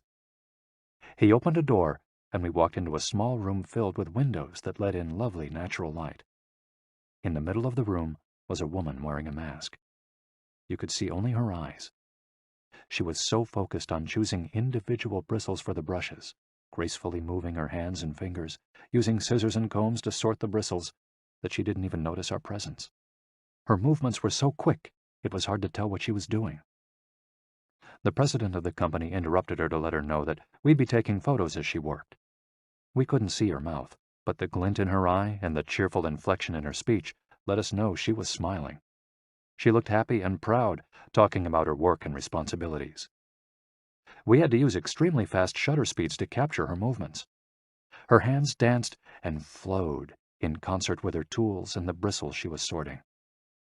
The president told us that this takumi was one of the most important people in the company, even though she was hidden away in a separate building. Every bristle of every brush the company made passed through her hands. Steve Jobs in Japan. Apple co-founder Steve Jobs was a big fan of Japan. Not only did he visit the Sony factories in the 1980s and adopt many of their methods when he founded Apple, he was also captivated by the simplicity and quality of Japanese porcelain in Kyoto. It was not, however, an artisan from Kyoto who won Steve Jobs' devotion, but rather a takumi from Toyama named Yokio Shakunaga, who used a technique called Etchu Setoyaki, known by only a few. On a visit to Kyoto, Jobs heard of an exhibition of Shakunaga's work. He immediately understood that there was something special about Shakunaga's porcelain. As a matter of fact, he bought several cups, vases, and plates, and went back to the show 3 times that week. Jobs returned to Kyoto several times over the course of his life in search of inspiration, and ended up meeting Shakunaga in person. It is said that Jobs had many questions for him, almost all of them about the fabrication process and the type of porcelain he used. Shakunaga explained that he used white porcelain he extracted himself from mountains in the Toyama prefecture, making him the only artist of his ilk familiar with the fabrication process of porcelain objects from their origins in the mountains to their final form, an authentic takumi. Jobs was so impressed that he considered going to Toyama to see the mountain where Shakunaga got his porcelain, but thought better of it when he heard that it was more than 4 hours by train from Kyoto. In an interview after Jobs' death, Shakunaga said he was very proud that his work had been appreciated by the man who created the iPhone. He added that Jobs' last purchase from him had been a set of 12 teacups. Jobs had asked for something special, a new style. To satisfy this request, Shakunaga made 150 teacups in the process of testing out new ideas. Of these, he chose the 12 best and sent them to the Jobs family. Ever since his first trip to Japan, Jobs was fascinated and inspired by the country's artisans, engineers, especially at Sony, philosophy, especially Zen, and cuisine, especially sushi. Sophisticated simplicity. What do Japanese artisans, engineers, Zen philosophy, and cuisine have in common? Simplicity and attention to detail. It is not a lazy simplicity, but a sophisticated one that searches out new frontiers, always taking the object, the body and mind, or the cuisine to the next level, according to one's Ikigai. As Csikszentmihalyi would say, the key is always having a meaningful challenge to overcome in order to maintain flow. The documentary Jiro Dreams of Sushi gives us another example of a takumi, this time in the kitchen. Its protagonist has been making sushi every day for more than 80 years and owns a small sushi restaurant near the Ginza subway station in Tokyo. He and his son go every day to the famous Tsukiji fish market and choose the best fish to bring back to the restaurant. In the documentary, we see one of Jiro's apprentices learning to make tamago, a thin, slightly sweet omelet. No matter how hard he tries, he can't get Jiro's approval. He keeps practicing for years until he finally does. Why does the apprentice refuse to give up? Doesn't he get bored cooking eggs every day? No, because making sushi is his Ikigai too. Both Jiro and his son are culinary artists. They don't get bored when they cook. They achieve a state of flow. They enjoy themselves completely when they're in the kitchen. That is their happiness, their Ikigai. They've learned to take pleasure in their work, to lose their sense of time. Beyond the close relationship between father and son, which helps keep the challenge going each day, they also work in a quiet, peaceful environment that allows them to concentrate. Even after receiving a 3-star rating from Michelin, they never considered opening other locations or expanding the business. They serve just 10 patrons at a time at the bar of their small restaurant. Jiro's family isn't looking to make money. Instead, they value good working conditions and creating an environment in which they can flow while making the best sushi in the world. Jiro, like Yukio Shakunaga, begins his work at the source. He goes to the fish market to find the best tuna. Shakunaga goes to the mountains to find the best porcelain. When they get down to work, both become one with the object they're creating. This unity with the object that they reach in a state of flow takes on special meaning in Japan, where, according to Shintoism, forests, trees, and objects have a kami, spirit or god within them. When someone, whether an artist, an engineer, or a chef, sets out to create something, his or her responsibility is to use nature to give it life, while respecting that nature at every moment. During this process, the artisan becomes one with the object and flows with it. An ironworker would say that metal has a life of its own, just as someone making ceramics would say the clay does. The Japanese are skilled at bringing nature and technology together, not man versus nature, but a union of the two. The purity of Ghibli. There are those who say that the Shinto value of being connected with nature is vanishing. One of the harshest critics of this loss is another artist with a clearly defined Ikigai, Hayao Miyazaki, the director of the animated films produced by Studio Ghibli. In nearly all his films, we see humans, technology, fantasy, and nature in a state of conflict, and in the end, coming together. One of the most poignant metaphors in his film, Spirited Away, is an obese spirit covered in trash that represents pollution of the rivers. In Miyazaki's films, forests have personalities, trees have feelings, and robots befriend birds. Considered a national treasure by the Japanese government, Miyazaki is an artist capable of becoming completely absorbed in his art. He uses a cell phone from the late 1990s, and he makes his entire team draw by hand. He directs his films by rendering on paper even the tiniest detail, achieving flow by drawing, not by using a computer. Thanks to this obsession on the director's part, Studio Ghibli is one of the only studios in the world where almost the entire production process is carried out using traditional techniques. Those who have visited Studio Ghibli know that it's fairly typical on a given Sunday to see a solitary individual tucked away in a corner, hard at work. A man in simple clothes who will greet them with an "Ohayo," hello, without looking up. Miyazaki is so passionate about his work that he spends many Sundays in the studio, enjoying the state of flow, putting his Ikigai above all else. Visitors know that under no circumstances is one to bother Miyazaki, who is known for his quick temper, especially if he is interrupted while drawing. In 2013, Miyazaki announced he was going to retire. To commemorate his retirement, the television station NHK made a documentary showing him in his last days at work. He is drawing in nearly every scene of the film. In one scene, several of his colleagues are seen coming out of a meeting, and there he is, drawing in a corner, paying no attention to them. In another scene, he is shown walking to work on December 30th, a national holiday in Japan, and opening the doors of Studio Ghibli so he can spend the day there, drawing alone. Miyazaki can't stop drawing. The day after his retirement, instead of going on vacation or staying at home, he went to Studio Ghibli and sat down to draw. His colleagues put on their best poker faces, not knowing what to say. 1 year later, he announced he wouldn't make any more feature films, but that he would keep on drawing until the day he died. Can someone really retire if he's passionate about what he does? The Recluses. It is not only the Japanese who have this capacity.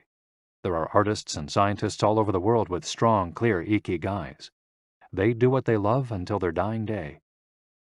The last thing Einstein wrote before closing his eyes forever was a formula that attempted to unite all the forces of the universe in a single theory. When he died, he was still doing what he loved. If he hadn't been a physicist, he said, he would have been happy as a musician. When he wasn't focused on physics or mathematics, he enjoyed playing the violin. Reaching a state of flow while working on his formulas or playing music, his two ikigais, brought him endless pleasure. Many such artists might seem misanthropic or reclusive, but what they are really doing is protecting the time that brings them happiness, sometimes at the expense of other aspects of their lives.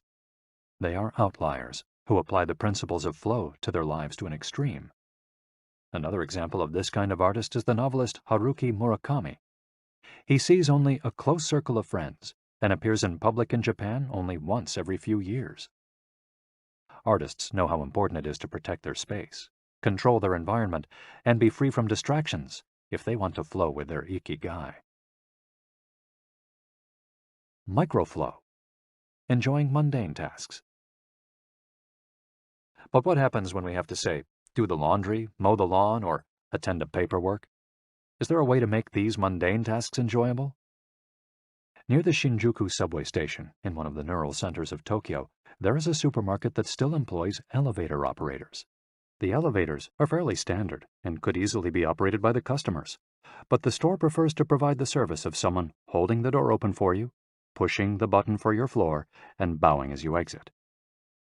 If you ask around, you'll learn that there is one elevator operator who has been doing the same job since 2004. She is always smiling and enthusiastic about her work. How is she able to enjoy such a job? Doesn't she get bored doing something so repetitive?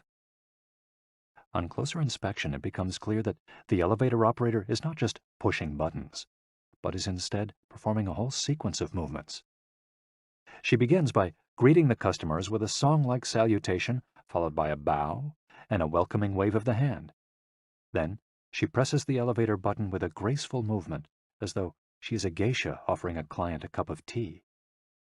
Csikszentmihalyi calls this microflow. We've all been bored in a class or at a conference and started doodling to keep ourselves entertained, or whistled while painting a wall. If we're not truly being challenged, we get bored and add a layer of complexity to amuse ourselves. Our ability to turn routine tasks into moments of microflow, into something we enjoy, is key to our being happy, since we all have to do such tasks. Even Bill Gates washes the dishes every night. He says he enjoys it, that it helps him relax and clear his mind, and that he tries to do it a little better each day, following an established order or set of rules he's made for himself. Plates first, forks second, and so on. It's one of his daily moments of microflow. Richard Feynman, one of the most important physicists of all time, also took pleasure in routine tasks. W. Daniel Hillis, one of the founders of the supercomputer manufacturer Thinking Machines, hired Feynman to work on the development of a computer that could handle parallel processing when he was already world famous. He says Feynman showed up on his first day of work and said, "Okay, boss, what's my assignment?" They didn't have anything prepared, so they asked him to work on a certain mathematical problem. He immediately realized they were giving him an irrelevant task to keep him busy and said, "That sounds like a bunch of baloney. Give me something real to do." So they sent him to a nearby shop to buy office supplies, and he completed his assignment with a smile on his face. When he didn't have something important to do or needed to rest his mind, Feynman dedicated himself to microflowing, say, painting the office walls. Weeks later, after visiting the Thinking Machines offices, a group of investors declared, "You have a Nobel laureate in there, painting walls and soldering circuits." Instant vacations. Getting there through meditation. Training the mind can get us to a place of flow more quickly. Meditation is one way to exercise our mental muscles. There are many types of meditation, but they all have the same objective: calming the mind, observing our thoughts and emotions, and centering our focus on a single object. The basic practice involves sitting with a straight back and focusing on your breath. Anyone can do it, and you feel a difference after just one session. By fixing your attention on the air moving in and out of your nose, you can slow the torrent of thoughts and clear your mental horizons. The Archer's Secret. The winner of the 1988 Olympic gold medal for archery was a 17-year-old woman from South Korea. When asked how she prepared, she replied that the most important part of her training was meditating for 2 hours each day. If we want to get better at reaching a state of flow, meditation is an excellent antidote to our smartphones and their notifications constantly clamoring for our attention. One of the most common mistakes among people starting to meditate is worrying about doing it right, achieving absolute mental silence or reaching nirvana. The most important thing is to focus on the journey. Since the mind is a constant swirl of thoughts, ideas, and emotions, slowing down the centrifuge, even for just a few seconds, can help us feel more rested and leave us with a sense of clarity. In fact, one of the things we learn in the practice of meditation is not to worry about anything that flits across our mental screen. The idea of killing our boss might flash into our mind, but we simply label it as a thought and let it pass like a cloud, without judging or rejecting it. It's only a thought, one of the 60,000 we have every day, according to some experts. Meditation generates alpha and theta brainwaves. For those experienced in meditation, these waves appear right away, while it might take half an hour for a beginner to experience them. These relaxing brainwaves are the ones that are activated right before we fall asleep, as we lie in the sun or right after taking a hot bath. We all carry a spa with us everywhere we go. It's just a matter of knowing how to get in, something anyone can do with a bit of practice.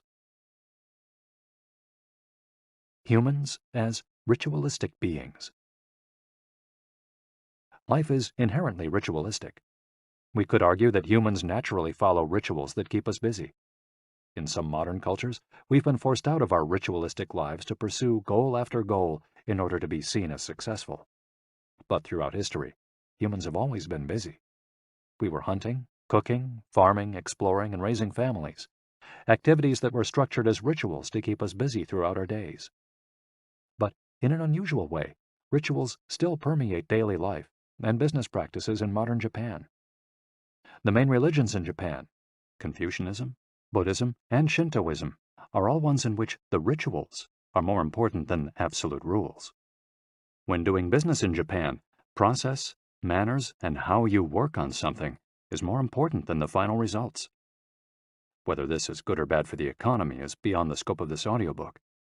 What is indisputable, though, is that finding flow in a ritualistic workplace is much easier than in one in which we are continually stressed out trying to achieve unclear goals set by our bosses. Rituals give us clear rules and objectives, which help us enter a state of flow. When we have only a big goal in front of us, we might feel lost or overwhelmed by it. Rituals help us by giving us the process, the sub-steps on the path to achieving a goal. When confronted with a big goal, try to break it down into parts, and then attack each part one by one. Focus on enjoying your daily rituals, using them as tools to enter a state of flow. Don't worry about the outcome. It will come naturally. Happiness is in the doing, not in the result. As a rule of thumb, remind yourself, rituals over goals. The happiest people are not the ones who achieve the most. They're the ones who spend more time than others in a state of flow. Using flow to find your Ikigai. After hearing this chapter, you should have a better idea of which activities in your life make you enter flow. Write all of them on a piece of paper. Then, ask yourself 3 questions. What do the activities that drive you to flow have in common? Why do these activities drive you to flow? For example, are all the activities you most like doing ones that you practice alone or with other people? Do you flow more when doing things that require you to move your body, or just to think? In the answers to these questions, you might find the underlying Ikigai that drives your life.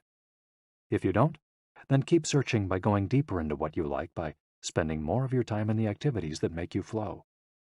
Also, try new things that are not on the list of what makes you flow, but that are similar and that you're curious about. For example, if photography is something that drives you into flow, you could also try painting. You might even like it more. Or if you love snowboarding and have never tried surfing, flow is mysterious. It's like a muscle. The more you train it, the more you will flow, and the closer you'll be to your Ikigai.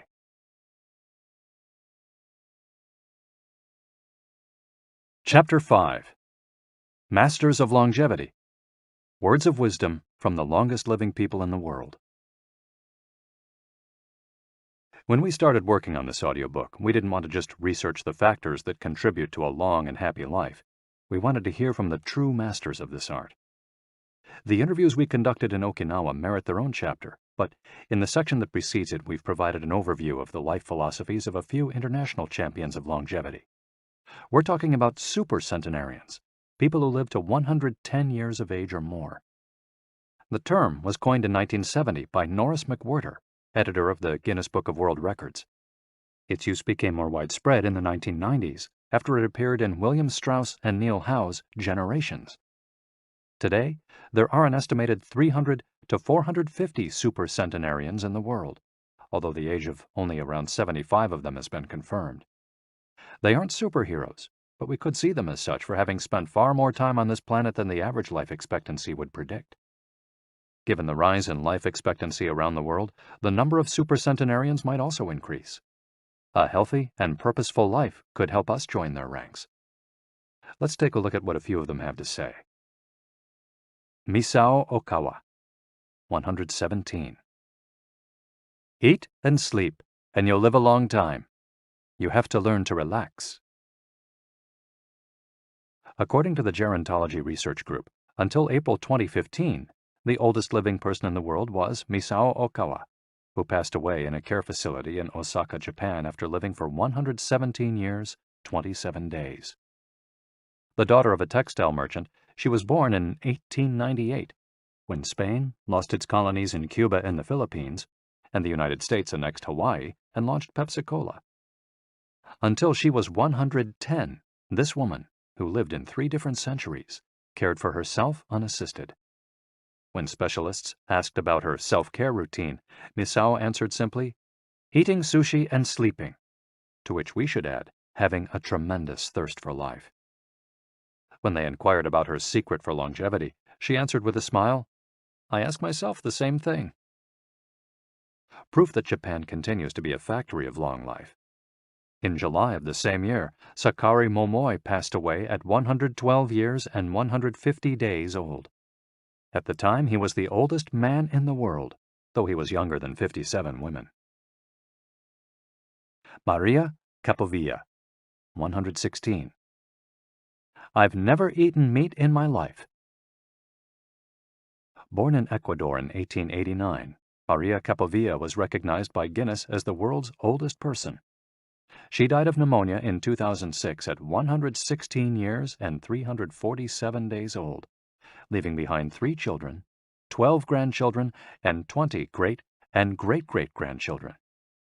She gave one of her last interviews at age 107, sharing her memories and her thoughts.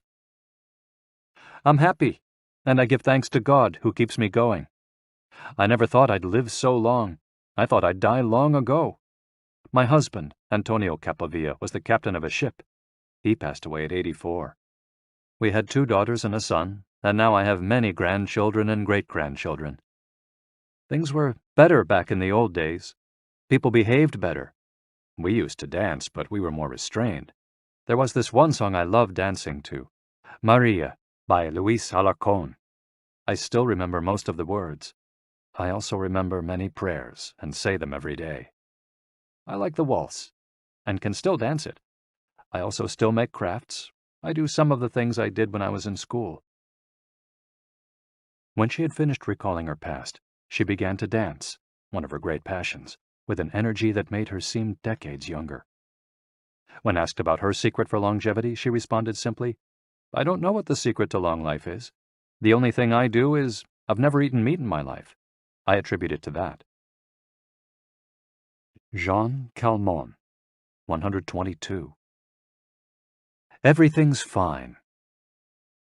Born in Arles, France, in February 1875, Jean Calment lived until August 4, 1997, making her, at 122, the oldest person of verified age in history. She jokingly said that she competed with Methuselah, and there is no question that she broke numerous records as she went on celebrating birthdays. She died of natural causes at the end of a happy life, during which she denied herself almost nothing. She rode a bicycle until she turned 100.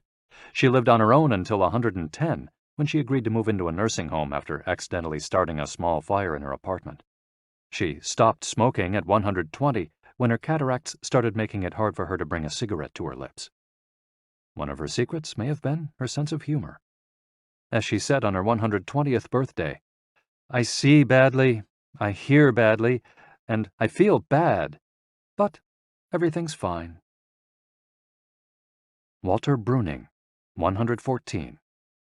If you keep your mind and body busy, you'll be around a long time. Born in Minnesota in 1896, Walter Bruning was able to see 3 centuries in his lifetime. He died in Montana in 2011 from natural causes. He'd had 2 wives and a 50-year career on the railroad. At 83, he retired to an assisted living center in Montana, where he remained until his death. He is the 2nd oldest man of verified age ever born in the United States. He gave many interviews in his final years, insisting that his longevity stemmed from, among other things, his habit of eating only 2 meals per day and working for as many hours as he could.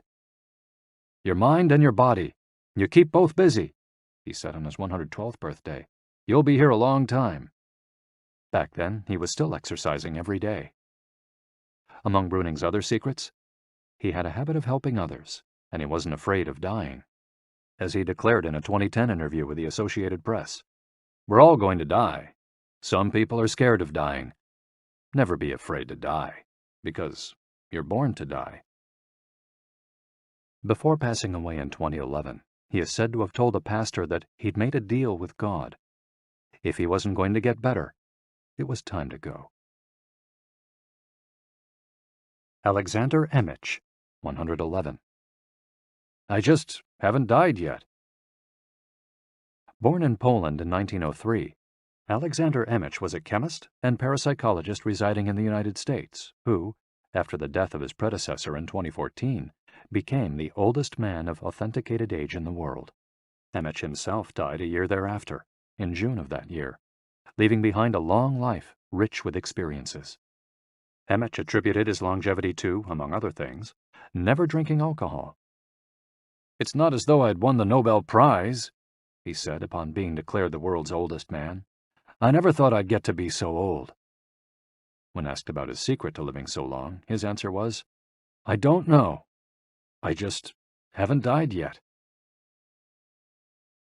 Ikigai artists. The secret to long life, however, is not held by supercentenarians alone. There are many people of advanced age who, though they haven't made it into Guinness World Records, offer us inspiration and ideas for bringing energy and meaning to our lives. Artists, for example, who carry the torch of their Ikigai instead of retiring, have this power. Art, in all its forms, is an Ikigai that can bring happiness and purpose to our days. Enjoying or creating beauty is free, and something all human beings have access to. Hokusai, the Japanese artist who made woodblock prints in the ukiyo-e style and lived for 88 years, from the mid-18th to the mid-19th century, added this postscript to the first edition of his 100 Views of Mount Fuji. "All that I have produced before the age of 70 is not worth being counted. It is at the age of 73 that I have somewhat begun to understand the structure of true nature, of animals and grasses, and trees and birds, and fishes and insects. Consequently, at 80 years of age, I shall have made still more progress. At 90, I hope to have penetrated into the mystery of things. At 100 years of age, I should have reached decidedly a marvelous degree. And when I shall be 110, all that I do, every point and every line, shall be instinct with life." Following is our collection of some of the most inspirational words from artists interviewed by Camille Sweeney for the New York Times. Of those still living, none have retired, and all still enjoy their passion, which they plan to pursue until their final breath, demonstrating that when you have a clear purpose, no one can stop you. The actor Christopher Plummer, still working at 86, reveals a dark desire shared by many who love the profession. "We want to drop dead on stage. That would be a nice, theatrical way to go." Osamu Tezuka, the father of modern Japanese manga, shared this feeling. Before he died in 1989, his last words as he drew one final cartoon were, "Please, just let me work." The 86-year-old filmmaker Frederick Wiseman declared on a stroll through Paris that he likes to work, which is why he does it with such intensity. "Everybody complains about their aches and pains and all that, but my friends are either dead or are still working," he said. Carmen Herrera, a painter who just entered her 100th year, sold her first canvas at 89. Today, her work is in the permanent collections of the Tate Modern and the Museum of Modern Art. When asked how she viewed her future, she responded, "I am always waiting to finish the next thing. Absurd, I know. I go day by day." Never stop learning. You may grow old and trembling in your anatomies. You may lie awake at night listening to the disorder of your veins. You may miss your only love. You may see the world about you devastated by evil lunatics, or know your honor trampled in the sewers of baser minds. There is only one thing for it then: to learn. Learn why the world wags and what wags it. That is the only thing which the mind can never exhaust, never alienate, never be tortured by, never fear or distrust, and never dream of regretting. T.H. White, the once and future king. For his part, naturalist and author Edward O. Wilson asserted, "I feel I have enough experience to join those who are addressing big questions. About 10 years ago, when I began reading and thinking more broadly about the questions of what are we, where did we come from, and where are we going, I was astonished at how little this was being done." Ellsworth Kelly, an artist who passed away in 2015 at the age of 92, assured us that the idea that we lose our faculties with age is, in part, a myth, because instead we develop a greater clarity and capacity for observation. It's one thing about getting older. You see more. Every day, I'm continuing to see new things. That's why there are new paintings. At age 86, the architect Frank Gehry reminds us that some buildings can take 7 years, from the time you're hired until you're finished, a fact that favors a patient attitude with regard to the passage of time. The man responsible for the Guggenheim Museum Bilbao, however, knows how to live in the here and now. You stay in your time. You don't go backward. I think if you relate to the time you're in, you keep your eyes and ears open, read the paper, see what's going on, stay curious about everything, you'll automatically be in your time. Longevity in Japan. Because of its robust civil registry, many of those verified as having lived the longest are found in the United States. However, there are many centenarians living in remote villages in other countries. A peaceful life in the countryside seems pretty common among people who have watched a century pass.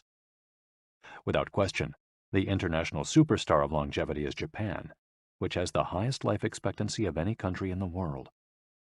In addition to a healthy diet, which we will explore in detail, and an integrated healthcare system in which people go to the doctor for regular checkups to prevent disease, longevity in Japan is closely tied to its culture, as we'll see later on. The sense of community and the fact that Japanese people make an effort to stay active until the very end are key elements of their secret to long life. If you want to stay busy even when there's no need to work, there has to be an Ikigai on your horizon, a purpose that guides you throughout your life and pushes you to make things of beauty and utility for the community and yourself. Chapter 6. Lessons from Japan's Centenarians. Traditions and Proverbs for Happiness and Longevity. To get to Ogimi, we had to fly nearly 3 hours from Tokyo to Naha, the capital of Okinawa. Several months earlier, we'd contacted the town council of a place known as the Village of Longevity to explain the purpose of our trip and our intention to interview the oldest members of the community. After numerous conversations, we finally got the help we were looking for and were able to rent a house just outside the town. 1 year after starting this project, we found ourselves on the doorstep of some of the longest living people in the world. We realized right away that time seems to have stopped there, as though the entire town were living in an endless here and now. Arriving in Ogimi. After 2 hours on the road from Naha, we're finally able to stop worrying about the traffic. To our left are the sea and an empty stretch of beach. To our right, the mountainous jungle of Okinawa's Yanbaru forests. Once Route 58 passes Nago, where Orion beer, the pride of Okinawa, is made, it skirts the coast until it reaches Ogimi. Every now and then a few little houses and stores crop up in the narrow stretch of land between the road and the base of the mountain. We pass small clusters of houses scattered here and there as we enter the municipality of Ogimi, but the town doesn't really seem to have a center. Our GPS finally guides us to our destination, the Center for the Support and Promotion of Well-Being, housed in an unattractive cinder block building right off the highway. We go in through the back door, where a man named Taira is waiting for us. Beside him is a petite, cheerful woman who introduces herself as Yuki. 2 other women immediately get up from desks and show us to a conference room. They serve us each a cup of green tea and a few shikuwasa, a small citrus fruit that packs a big nutritional punch, as we'll see later on. Taira sits down across from us in his formal suit and opens up a large planner and a 3-ring binder. Yuki sits next to him. The binder contains a list of all the town's residents, organized by age and club, or moai. Taira points out that these groups of people who help one another are characteristic of Ogimi. The moai are not organized around any concrete objective. They function more like a family. Taira also tells us that volunteer work, rather than money, drives much of what happens in Ogimi. Everyone offers to pitch in, and the local government takes care of assigning tasks. This way, everyone can be useful and feels like part of the community. Ogimi is the penultimate town before Cape Hedo, the northernmost point of the largest island in the archipelago. From the top of Ogimi's mountains, we're able to look down over the whole town. Almost everything is the green of the Yanbaru jungle, making us wonder where the nearly 3,200 residents are hiding. We can see a few houses, but they're scattered in little clusters near the sea or in small valleys, accessible by side roads. Communal life. We're invited to eat in one of Ogimi's few restaurants, but when we arrive, the only 3 tables are already reserved. "Don't worry, we'll go to Churaumi instead. It never fills up," says Yuki, walking back to the car. She's still driving at age 88, and takes great pride in that. Her co-pilot is 99, and has also decided to spend the day with us. We have to drive fast to keep up with them on a highway that is sometimes more dirt than asphalt. Finally reaching the other end of the jungle, we can at last sit down to eat. "I don't really go to restaurants," Yuki says as we take our seats. "Almost everything I eat comes from my vegetable garden, and I buy my fish from Tanaka, who's been my friend forever." The restaurant is right by the sea, and seems like something from the planet Tatooine from Star Wars. The menu boasts in large letters that it serves slow food, prepared with organic vegetables grown in the town. "But really," Yuki continues, "food is the least important thing." She is extroverted and rather pretty. She likes to talk about her role as the director of several associations run by the local government.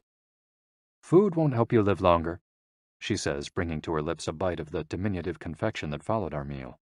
"The secret is smiling and having a good time." There are no bars and only a few restaurants in Ogimi, but those who live there enjoy a rich social life that revolves around community centers. The town is divided into 17 neighborhoods, and each one has a president and several people in charge of things like culture, festivals, social activities, and longevity. Residents pay close attention to this last category.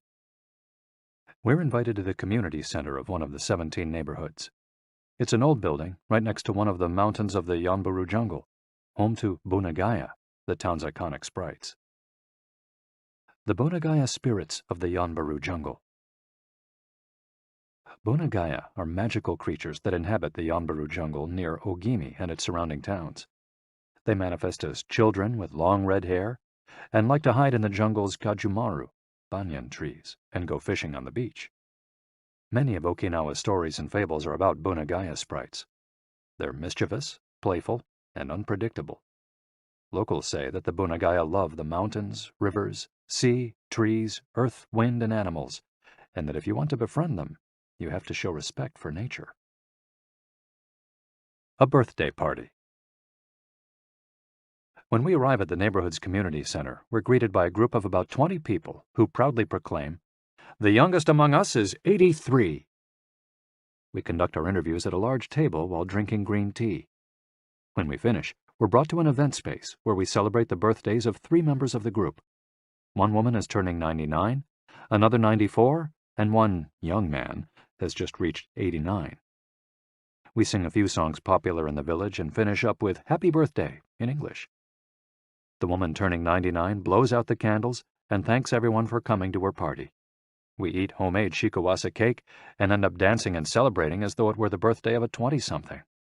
It's the first party, but not the last, that we'll attend during our week in the village. We'll also do karaoke with a group of seniors who sing better than we do, and attend a traditional festival with local bands, dancers, and food stands at the foot of a mountain. Celebrate each day together. Celebrations seem to be an essential part of life in Ogimi. We're invited to watch a game of gate ball, one of the most popular sports among Okinawa's older residents. It involves hitting a ball with a mallet-like stick. It's a low-impact sport that can be played anywhere, and it's a good excuse to move around and have fun as a group. The residents hold local competitions, and there is no age limit for participants. We participate in the weekly game and lose to a woman who recently turned 104. Everyone cheers, and the defeated look on our faces elicits laughter. In addition to playing and celebrating as a community, spirituality is also essential to the happiness of the village's residents. The gods of Okinawa.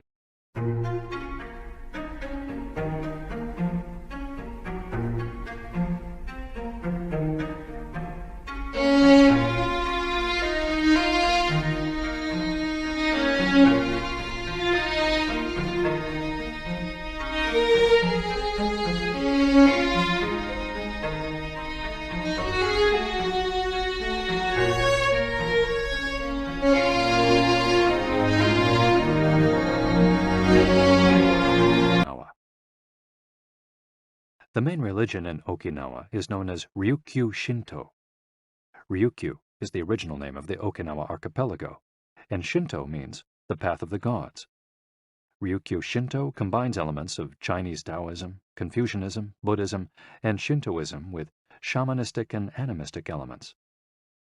According to this ancient faith, the world is populated by an infinite number of spirits divided into several types: spirits of the home, of the forest, of the trees, and of the mountains. It's important to appease these spirits through rituals and festivals, and by consecrating sacred grounds. Okinawa is full of sacred jungles and forests, where many of the two main kinds of temples are found, the Utaki and the Uganju. We visited an Uganju, or small open-air temple, adorned with incense and coins next to a waterfall in Ogimi. The Utaki is a collection of stones where people go to pray and where, supposedly, spirits gather. In Okinawa's religious practice, women are considered spiritually superior to men, whereas the opposite is true of traditional Shintoism in the rest of Japan. Yuta are women chosen as mediums by their communities to make contact with the spirit realm through traditional rites. Ancestor worship is another important feature of spiritual practice in Okinawa, and in Japan in general. The home of each generation's firstborn usually contains a butsudan, or small altar, used to pray for and make offerings to the family's ancestors. Mabui. Every person has an essence, or mabui. This mabui is our spirit and the source of our life force. It is immortal and makes us who we are. Sometimes the mabui of someone who has died is trapped in the body of a living person. This situation requires a separation ritual to free the mabui of the deceased. It often happens when a person dies suddenly, especially at a young age, and his or her mabui does not want to move on to the realm of the dead. A mabui can also be passed from person to person by physical contact. A grandmother who leaves her granddaughter a ring transfers a part of her mabui to her.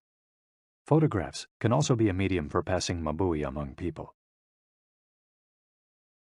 The older, the stronger. Looking back, our days in Ogimi were intense but relaxed, sort of like the lifestyle of the locals, who always seemed to be busy with important tasks, but who, upon closer inspection, did everything with a sense of calm.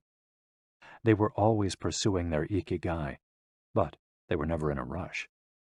Not only did they seem to be happily busy, but we also noticed that they followed the other principles for happiness that Washington Burnap stated 200 years ago.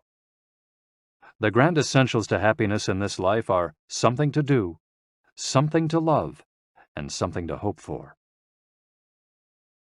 On our last day, we went to buy gifts at a small market at the edge of town. The only things sold there are local vegetables, green tea, and shikawasa juice, along with bottles of water from a spring hidden in the Yanburu forests, bearing labels that read, "Longevity Water."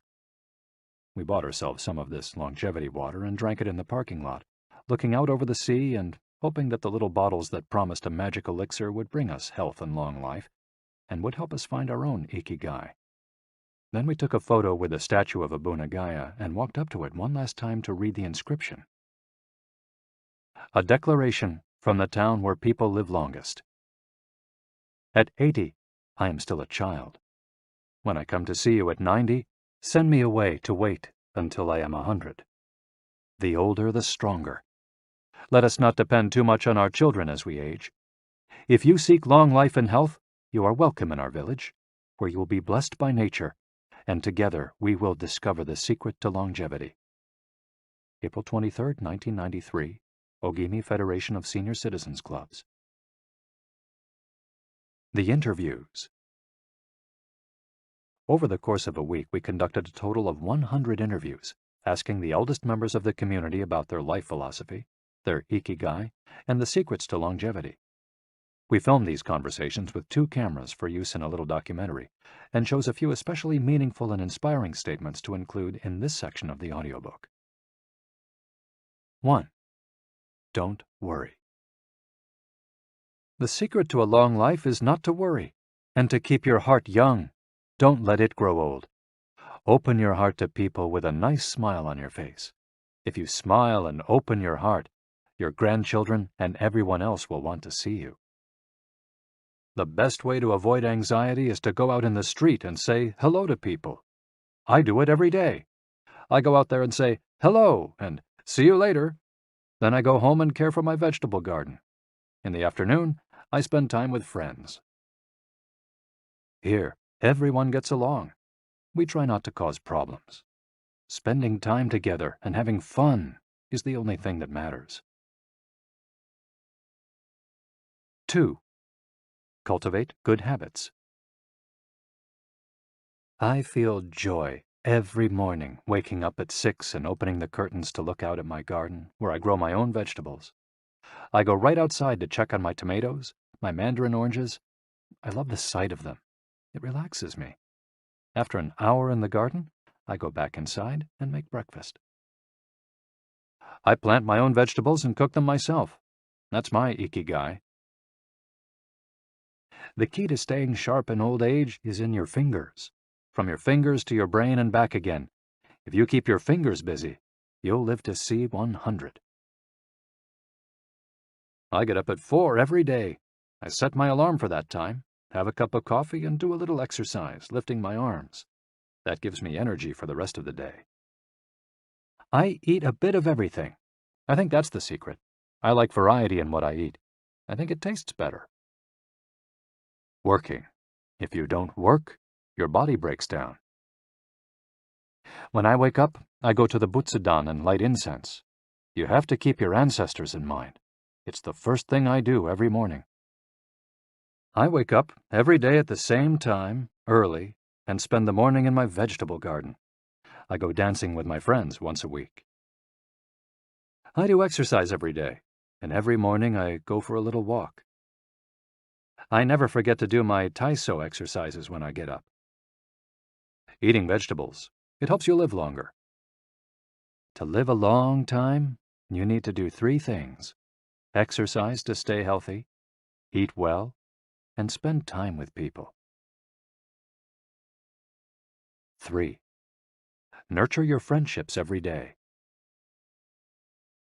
Getting together with my friends is my most important Ikigai. We all get together here and talk. It's very important. I always know I'll see them all here tomorrow, and that's one of my favorite things in life. My main hobby is getting together with friends and neighbors. Talking each day with the people you love. That's the secret to a long life. I say hello and see you later to the children on their way to school and wave at everyone who goes by me in their car. Drive safely, I say. Between 7:20 a.m. and 8:15 a.m., I'm outside on my feet the whole time, saying hello to people. Once everyone's gone, I go back inside.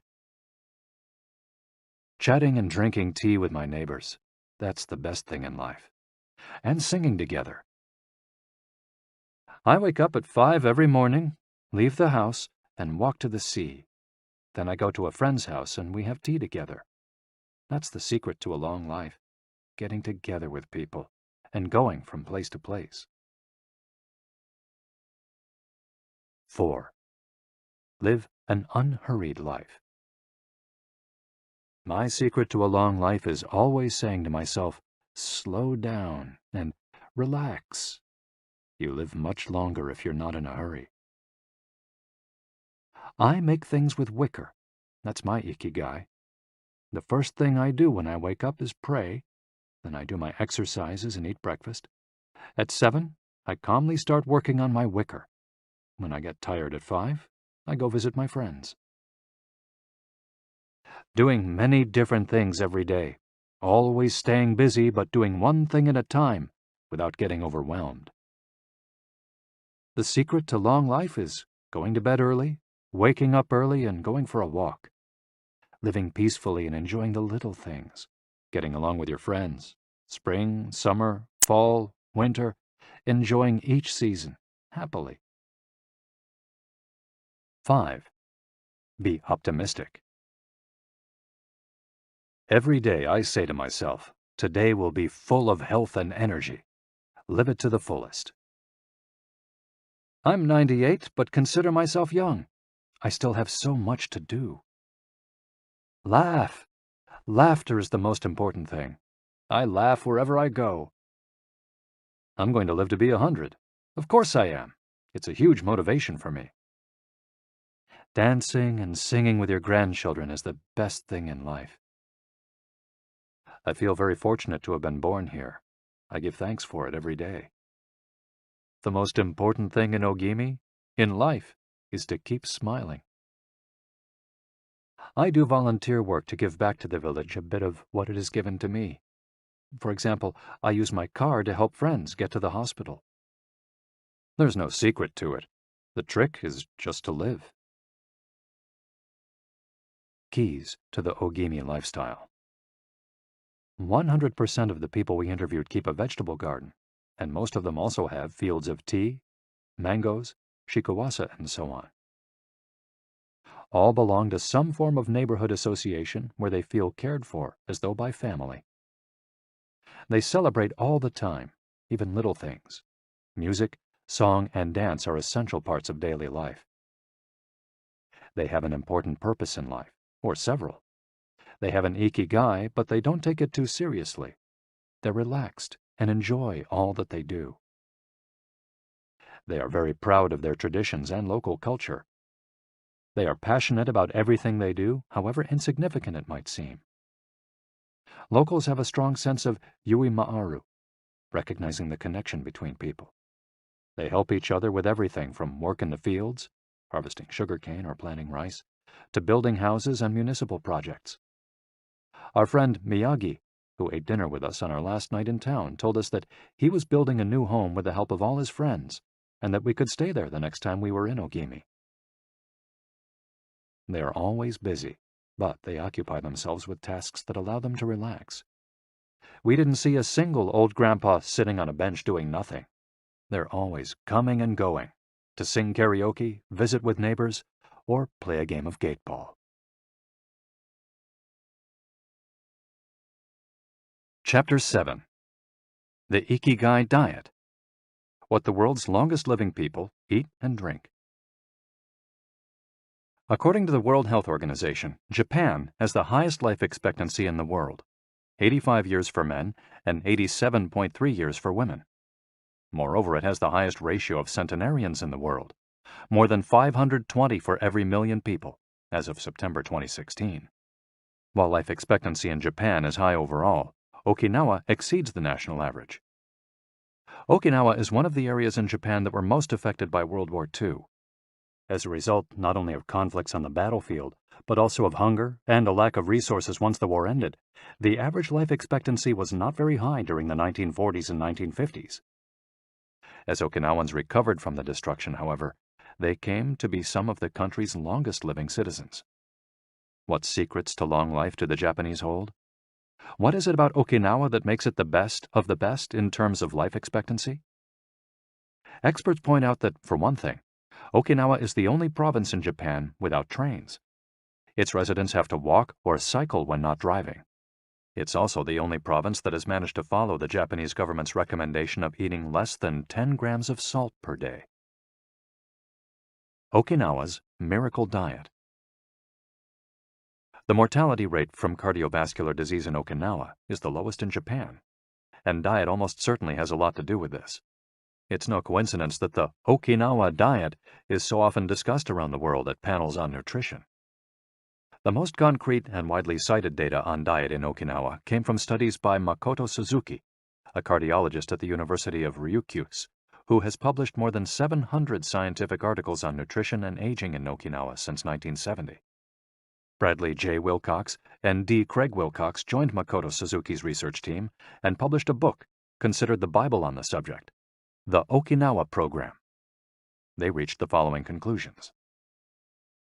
Locals eat a wide variety of foods, especially vegetables. Variety seems to be key.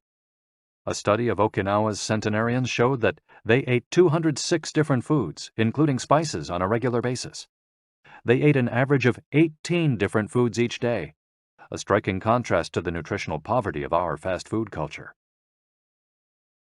They eat at least 5 servings of fruits and vegetables every day. At least 7 types of fruits and vegetables are consumed by Okinawans on a daily basis. The easiest way to check if there's enough variety on your table is to make sure you're eating the rainbow. A table featuring red peppers, carrots, spinach, cauliflower, and eggplant, for example, offers great color and variety. Vegetables, potatoes, legumes, and soy products, such as tofu, are the staples of an Okinawan's diet. More than 30% of their daily calories come from vegetables. Grains are the foundation of their diet. Japanese people eat white rice every day, sometimes adding noodles. Rice is the primary food in Okinawa as well. They rarely eat sugar. And if they do, it's cane sugar. We drove through several sugarcane fields every morning on our way to Ogimi, and even drank a glass of cane juice at Nakijin Castle. Beside the stall selling the juice was a sign describing the anti-carcinogenic benefits of sugarcane. In addition to these basic dietary principles, Okinawans eat fish an average of 3 times per week.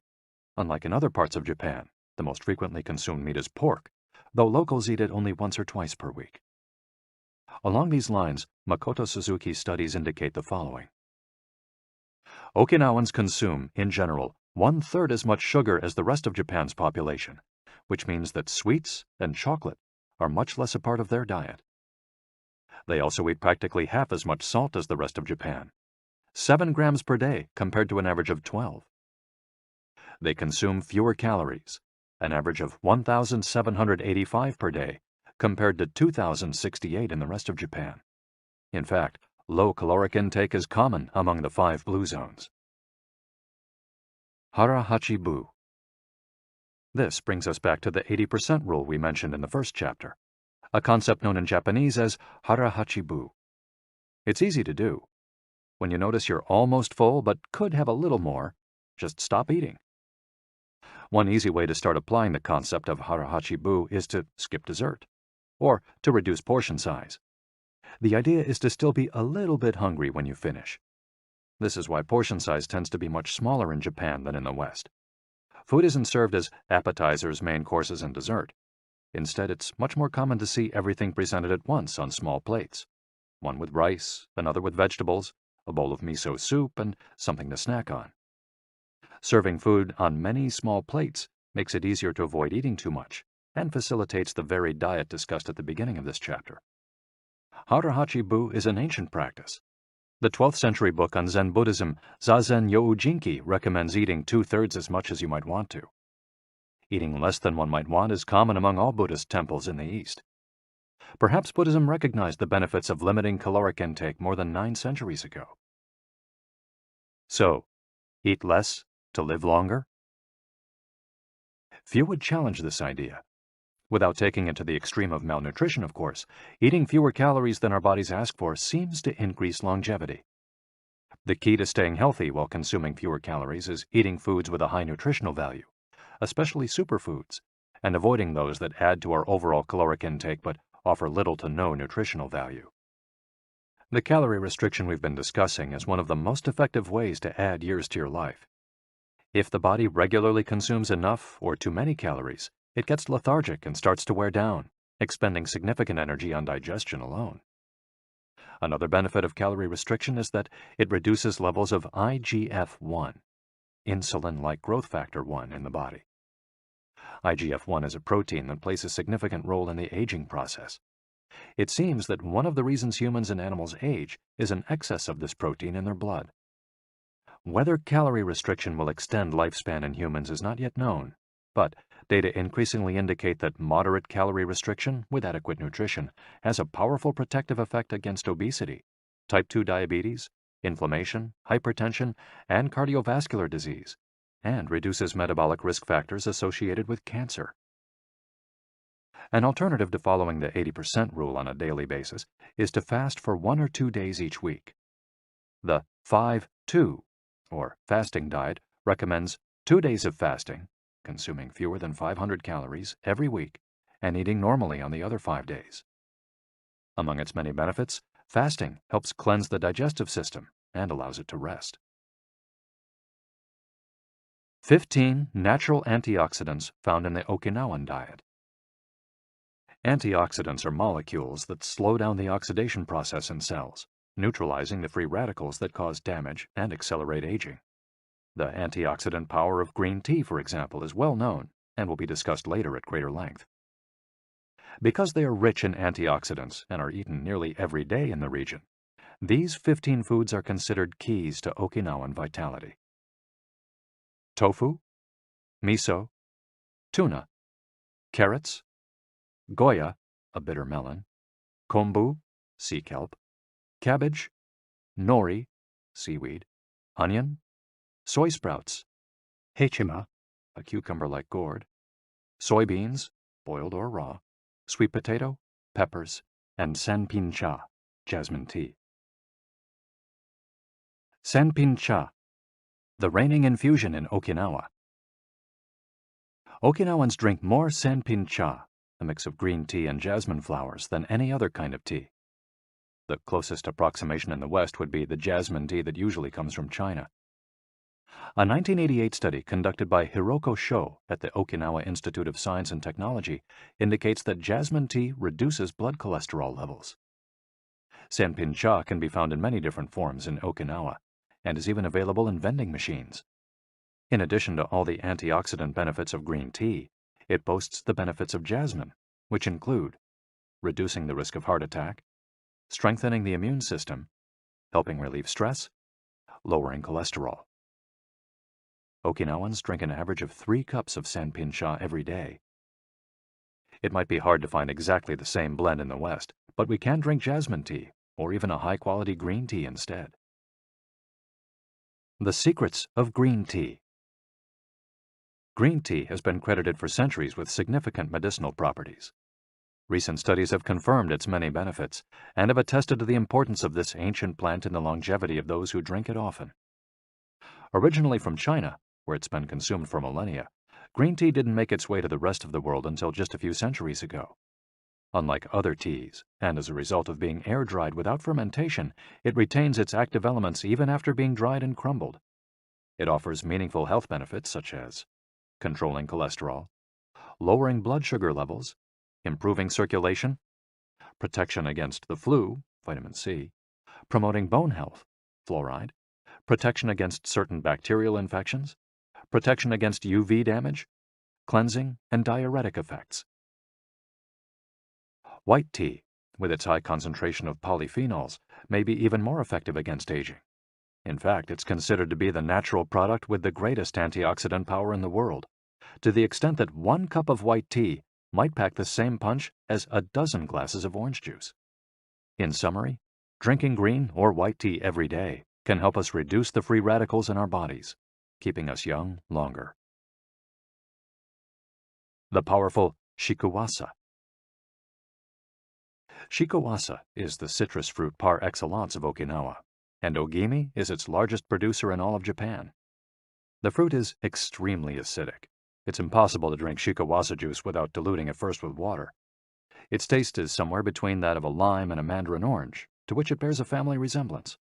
Shikuwasas also contain high levels of nobiletin, a flavonoid rich in antioxidants. All citrus fruits, grapefruits, oranges, lemons, are high in nobiletin, but Okinawa's shikuwasas have 40 times as much as oranges. Consuming nobiletin has been proven to protect us from arteriosclerosis, cancer, type 2 diabetes, and obesity in general. Shikuwasas also contain vitamins C and B, beta-carotene, and minerals. They're used in many traditional dishes and to add flavor to food, and are squeezed to make juice. While conducting research at the birthday parties of the town's grandparents, we were served shikuwasa cake. The antioxidant canon for Westerners. In 2010, the UK's Daily Mirror published a list of foods recommended by experts to combat aging. Among these foods readily available in the West are vegetables, such as broccoli and chard, for their high concentration of water, minerals, and fiber. Oily fish, such as salmon, mackerel, tuna, and sardines, for all the antioxidants in their fat. Fruits, such as citrus, strawberries, and apricots. They're an excellent source of vitamins and help eliminate toxins from the body. Berries, such as blueberries and goji berries. They're rich in phytochemical antioxidants. Dried fruits, which contain vitamins and antioxidants and give you energy. Grains, such as oats and wheat, which give you energy and contain minerals. Olive oil, for its antioxidant effects that show in your skin. Red wine, in moderation, for its antioxidant and vasodilatory properties. Foods that should be eliminated are refined sugar and grains, processed baked goods, and prepared foods, along with cow's milk and all its derivatives. Following this diet will help you feel younger and slow the process of premature aging. Chapter 8. Gentle Movements, Longer Life. Exercises from the East that promote health and longevity. Studies from the Blue Zone suggest that the people who live the longest are not the ones who do the most exercise, but rather the ones who move the most. When we visited Ogimi, the village of longevity, we discovered that even people over 80 and 90 years old are still highly active. They don't stay at home looking out the window or reading the newspaper. Ogimi's residents walk a lot, do karaoke with their neighbors, get up early in the morning, and as soon as they've had breakfast, or even before, head outside to weed their gardens. They don't go to the gym or exercise intensely, but they almost never stop moving in the course of their daily routines.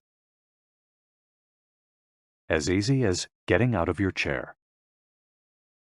Metabolism slows down 90% after 30 minutes of sitting. The enzymes that move the bad fat from your arteries to your muscles, where it can get burned off, slow down. And after 2 hours, good cholesterol drops 20%. Just getting up for 5 minutes is going to get things going again. These things are so simple they're almost stupid, says Gavin Bradley in a 2015 interview with Bridget Schulte for The Washington Post. Bradley is one of the preeminent experts on the subject, and the director of an international organization dedicated to building awareness of how detrimental sitting all the time can be to our health. If we live in a city, we might find it hard to move in natural and healthy ways every day, but we can turn to exercises that have proven for centuries to be good for the body. The Eastern disciplines for bringing body, mind, and soul into balance have become quite popular in the West, but in their countries of origin, they've been used for ages to promote health. Yoga, originally from India, though very popular in Japan, and China's Qigong and Tai Chi, among other disciplines, seek to create harmony between a person's body and mind so they can face the world with strength, joy, and serenity. They're touted as elixirs of youth, and science has endorsed the claim. These gentle exercises offer extraordinary health benefits and are particularly appropriate for older individuals who have a harder time staying fit. Tai Chi has been shown, among other things, to slow the development of osteoporosis and Parkinson's disease, to increase circulation, and to improve muscle tone and flexibility. Its emotional benefits are just as important. It's a great shield against stress and depression. You don't need to go to the gym for an hour every day or run marathons. As Japanese centenarians show us, all you need is to add movement to your day. Practicing any of these Eastern disciplines on a regular basis is a great way to do so. An added benefit is that they all have well-defined steps, and as we heard in Chapter 4, disciplines with clear rules are good for flow. If you don't like any of these disciplines, feel free to choose a practice that you love and that makes you move. Following, we'll take a look at some of the practices that promote health and longevity. But first, a little appetizer, a singularly Japanese exercise for starting your day. Radio Taiso. This morning warm-up has been around since before World War II. The radio part of its name is from when the instructions for each exercise were transmitted over the radio, but today people usually do these movements while tuned to a television channel or internet video demonstrating the steps. One of the main purposes of doing radio Taiso is to promote a spirit of unity among participants. The exercises are always done in groups, usually in schools before the start of classes, and in businesses before the workday begins. Statistics show that 30% of Japanese practice radio Taiso for a few minutes every morning. But radio Taiso is one thing that almost everyone we interviewed in Ogimi had in common. Even the residents of the nursing home we visited dedicated at least 5 minutes every day to doing it, though some did the exercises from their wheelchairs. We joined them on their daily practice, and we felt refreshed for the rest of the day. When these exercises are done in a group, it's usually on a sports field or in a large reception hall, and typically involves some kind of loudspeaker. The exercises take 5 or 10 minutes, depending on whether you do all or only some of them. They focus on dynamic stretching and increasing joint mobility. One of the most iconic Radio Taiso exercises consists of simply raising your arms above your head and then bringing them down in a circular motion. It's a tool to wake up the body, an easy mobility workout that is low in intensity and that focuses on exercising as many joints as possible. It might seem basic, but in our modern lives, we can spend days without raising our arms above our ears. Think about it. Our arms are down when using computers, when using smartphones, when reading books. One of the few times we raise our hands over our heads is when reaching for something in a cupboard or closet, while our ancestors were raising their hands over their heads all the time when gathering things from trees. Radio Taiso helps us to practice all the basic movements of the body. Yoga. Popular in Japan as well as in the West, yoga can be done by almost anyone. Some of its poses have even been adapted for pregnant women and practitioners with physical disabilities. Yoga comes from India, where it was developed millennia ago to unite our mental and physical elements. The word yoga itself comes from the Sanskrit term for yoke, which refers to the crosspiece that binds draft animals to one another and to the cart they're pulling. Yoga strives to unite body and mind in the same way, guiding us toward a healthy lifestyle in harmony with the world around us. The main objectives of yoga are to bring us closer to our human nature, mental and physical purification, to bring us closer to the divine. Styles of yoga. Though all are oriented towards similar goals, there are many different types of yoga that vary according to the traditions and texts from which they were developed. The differences among them lie, as the masters say, in the path taken to the summit of our best self. Jnana Yoga. The yoga of wisdom, the search for discipline and mental growth. Karma Yoga focuses on action, on tasks and duties that benefit oneself and one's community. Bhakti Yoga, the yoga of devotion and surrender to the divine. Mantra Yoga focuses on the recitation of mantras to reach a state of relaxation. Kundalini Yoga combines diverse steps to reach the desired mental state. Raja Yoga, also known as the royal path, encompasses a range of steps geared toward achieving communion with oneself and others. Hatha Yoga, the most widespread form in the West and Japan, characterized by asanas, or poses, combined in a quest for balance. How to do a sun salutation. The sun salutation is one of the most iconic exercises in Hatha Yoga. To do it, you simply have to follow these 12 basic movements. 1. With your feet together, stand up straight, but keep your muscles relaxed. Exhale. 2. Place the palms of your hands together in front of your chest. From this position, inhale as you raise your arms above your head and bend backwards slightly. 3. Exhale as you bend forward until you touch the ground with the palms of your hands, without bending your knees. 4. Stretch one leg back to touch the floor with the tips of your toes. Inhale. 5. Bring the other leg back, keeping your legs and arms straight as you hold your breath. 6. As you exhale, bend your arms and bring your chest to the ground, and then forward, resting your knees on the ground. 7.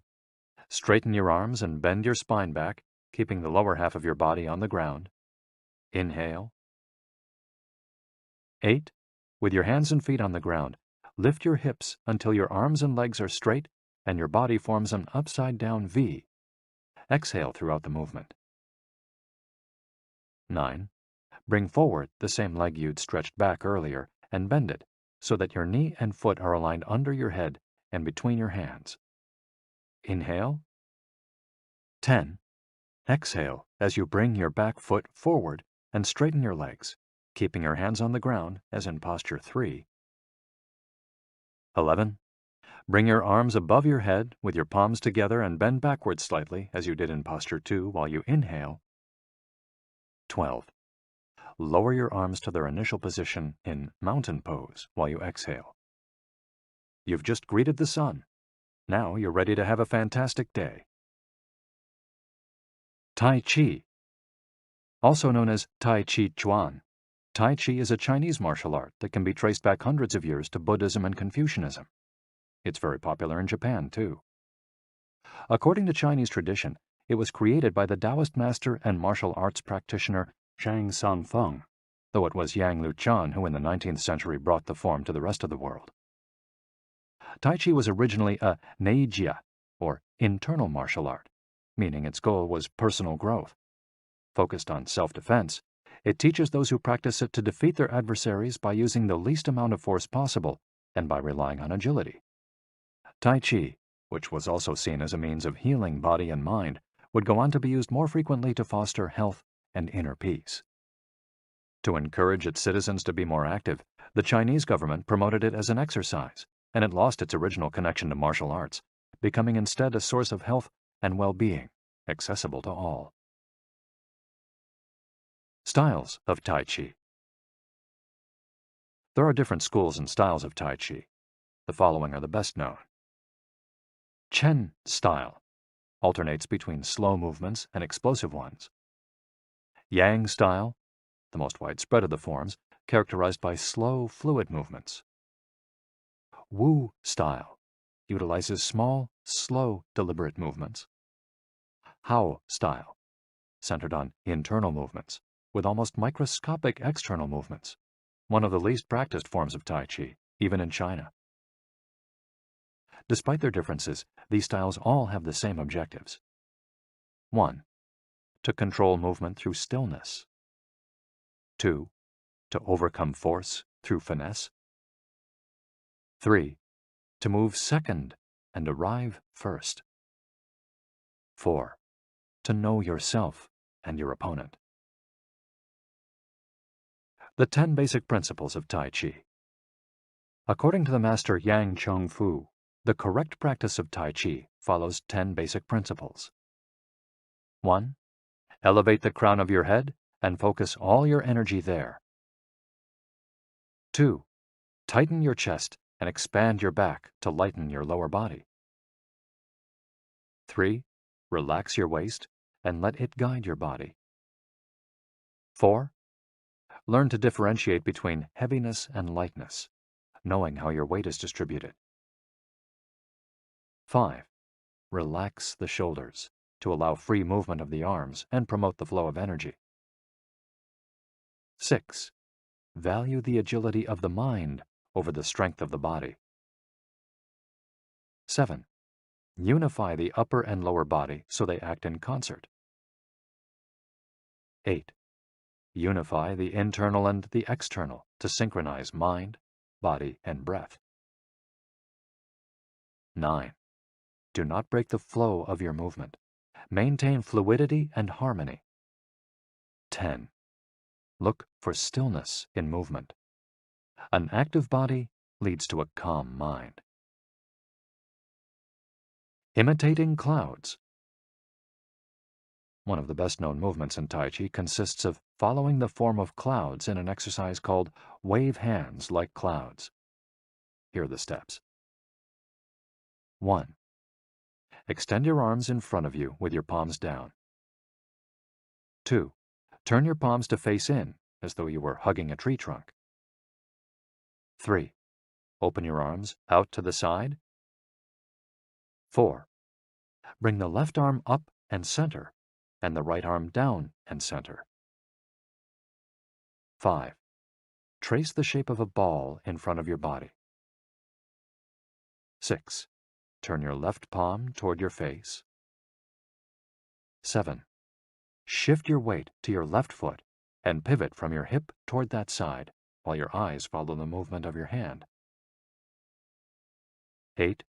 Bring your left hand to your waist and your right hand in front of your face. 9. Shift your weight to your right foot. 10. Pivot toward your right, looking at your raised right hand the entire time. 11. Repeat this movement fluidly, shifting your weight from one foot to the other as you reposition your hands. 12. Stretch your arms out in front of you again and bring them down slowly, returning to your initial position. Qigong. also known as Qi Kung. Its name combines Qi, life force or energy, and Gong, work, indicating that the form works with the individual's life force. Though relatively modern, especially under its current name, the art of Qigong is based on the Tao Yin, an ancient art meant to foster mental and physical well-being. The practice began to appear in reports on training in martial arts at the beginning of the 20th century, and by the 1930s was being used in hospitals. The Chinese government later popularized it, as it had done with Tai Chi. Qigong involves static and dynamic physical exercises that stimulate respiration in a standing, seated, or reclined position. There are many different styles of Qigong, but all of them seek to strengthen and regenerate Qi. Though its movements are typically gentle, the practice is intense. Benefits of Qigong. According to numerous international scientific studies, Qigong, like Tai Chi and yoga, offers significant health benefits. The following stand out among those proven through scientific research, as observed by Dr. Kenneth M. Sancer of San Francisco's Qigong Institute in his article, Medicinal Applications of Qigong. Modification of brainwaves. Improved balance of sex hormones. Lower mortality rate from heart attacks. Lower blood pressure in patients with hypertension. Greater bone density. Better circulation. Deceleration of symptoms associated with senility. Greater balance and efficiency of bodily functions. Increased blood flow to the brain and greater mind-body connection. Improved cardiac function. Reduction in the secondary effects of cancer treatments. Practicing these arts not only keeps us in shape, it also helps extend our lives. Methods for practicing Qigong. In order to practice Qigong correctly, we should remember that our life energy flows through our whole body. We should know how to regulate its many parts. 1. Tiao Shen. Regulating the body by adopting the correct posture. It's important to be firmly rooted to the ground. 2. Tiao Shi. Regulating the breath until it is calm, steady, and peaceful. 3. Tiao Xin. Regulating the mind, the most complicated part, as it implies emptying the mind of thoughts. Tiao Qi. Regulating the life force through the regulation of the 3 prior elements so that it flows naturally. 5. Tiao Shen. Regulating the spirit. The spirit is both strength and root in battle, as Yang Juingming explains in The Essence of Taiji Qigong. In this way, the whole organism will be prepared to work together toward a single goal. The 5 elements of Qigong. One of Qigong's best-known exercises is a series representing the 5 elements: earth, water, wood, metal, and fire. This series of movements seeks to balance the 5 currents of energy in order to improve brain and organ function. There are several ways to do these movements. In this case, we're following the model of Professor Maria Isabel Garcia Monreal from the Qigong Institute in Barcelona. Earth. 1. Stand with your legs apart and your feet directly below your shoulders. 2. Turn your feet outwards slightly to straighten the posture. 3. Keep your shoulders relaxed and down and your arms loose at your sides, slightly away from your body. This is the Wu Qi, or rooted posture. 4. As you inhale, raise your arms in front of you until your hands are level with your shoulders, your palms facing down. 5. Exhale as you bend your knees and bring your arms down until your hands are level with your stomach, your palms facing in. 6. Hold this position for a few seconds, focusing on your breath. Water. Starting from earth posture, bend your knees into a squat, keeping your chest upright and exhaling throughout. 2. Press your coccyx downward to stretch your lumbar spine. 3. As you inhale, stand to return to earth posture. 4. Repeat twice for a total of 3. Wood. 1. Starting from earth posture, turn your palms upward and open your arms to the side, forming a circle as you inhale until your hands are level with your clavicle. Turn your hands so that your palms and elbows point downward while keeping your shoulders relaxed. 2. Reverse the movement as you exhale, making a downward circle with your arms until you reach your initial position. 3.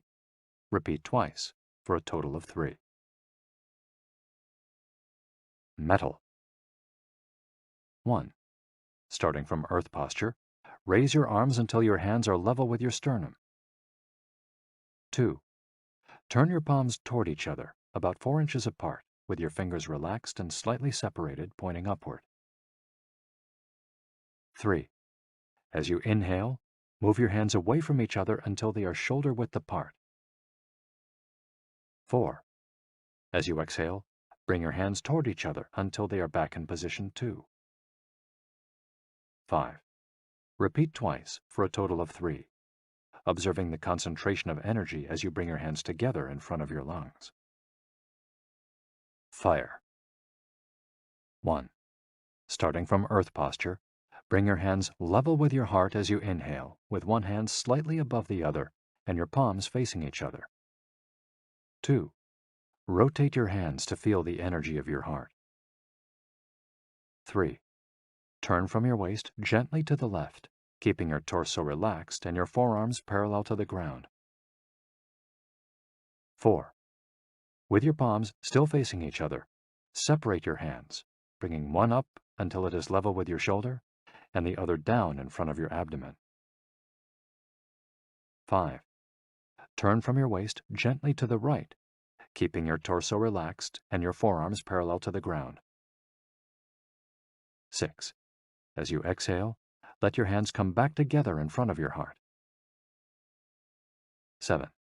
With your palms still facing each other, separate your hands, bringing one up until it is level with your shoulder and the other down in front of your abdomen.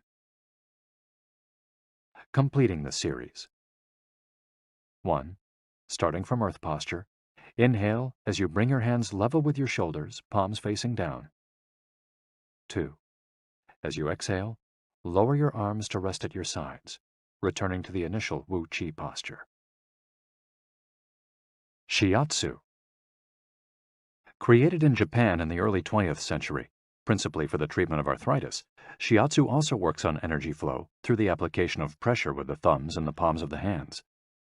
In combination with stretching and breathing exercises, it seeks to create equilibrium among the different elements of the body. The following quote is about the Tao Yin, a general term referring to the ancient arts meant to foster mental and physical well-being. It is not important that a Tao Yin have a name, is imitating something, or is engraved in jade. What is important is the technique and the essence of what is really practiced. Stretching and contracting, bending and lifting of the head, stepping, lying down, resting or standing, walking or stepping slowly, screaming or breathing, everything can be a Tao Yin.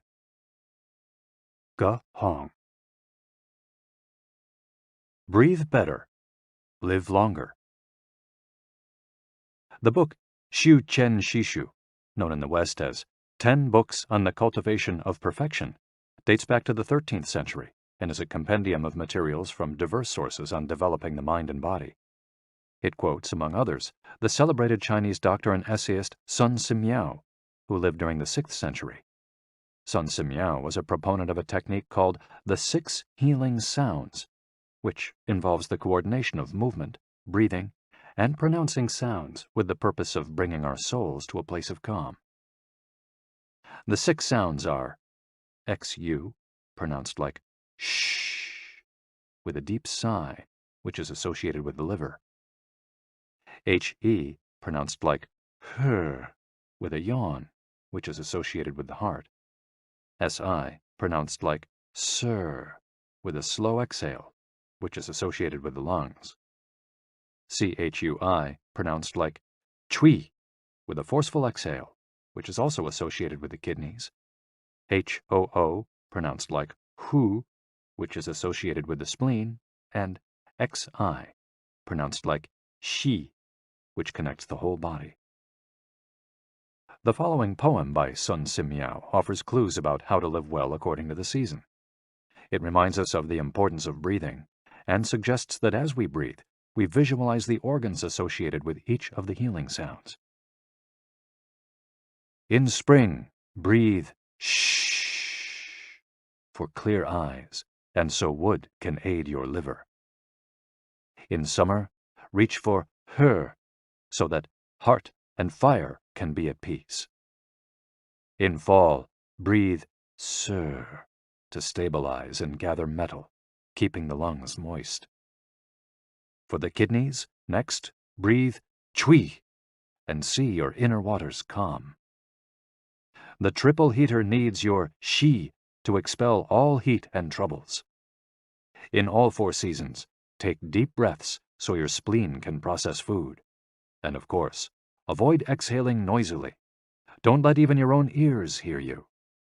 The practice is most excellent and will help preserve your divine elixir. It might feel confusing to be presented with all the Eastern traditions we've introduced in this chapter. The takeaway is that they all combine a physical exercise with an awareness of our breath. These 2 components, movements and breath, help us to bring our consciousness in line with our body, instead of allowing our mind to be carried away by the sea of daily worries. Most of the time, we're just not aware enough of our breathing.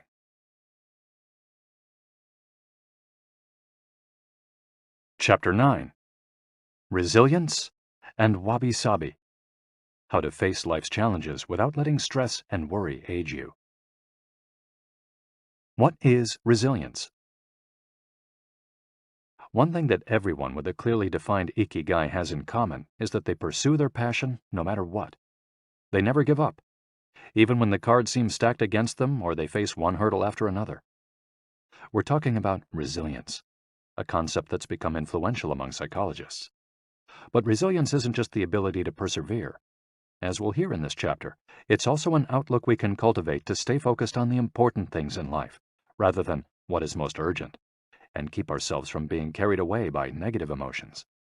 In the final section of the chapter, we'll explore techniques that go beyond resilience to cultivate anti-fragility.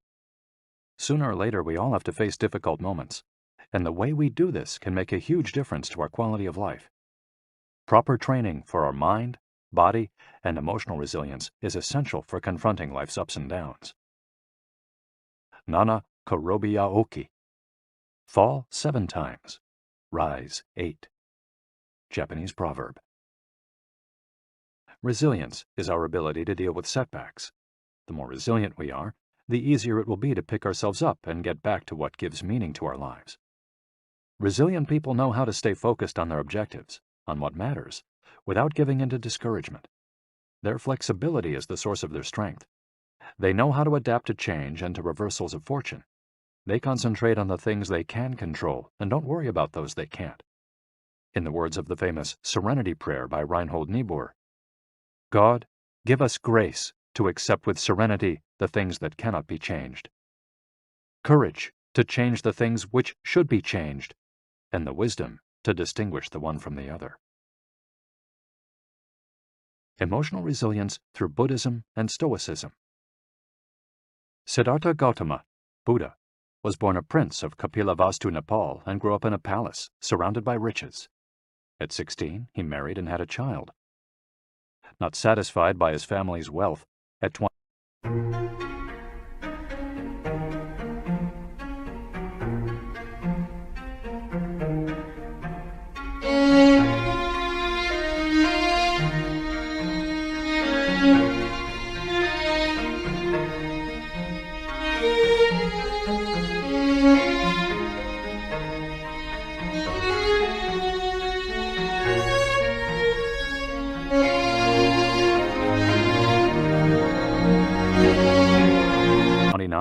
he decided to try a different lifestyle and ran away from the palace to live as an ascetic. But it wasn't asceticism that he was looking for. It didn't offer the happiness and well-being he sought. Neither wealth nor extreme asceticism worked for him. He realized that a wise person should not ignore life's pleasures. A wise person can live with these pleasures, but should always remain conscious of how easy it is to be enslaved by them. Zeno of Citium began his studies with the Cynics. The Cynics also led ascetic lives, leaving behind all earthly pleasures.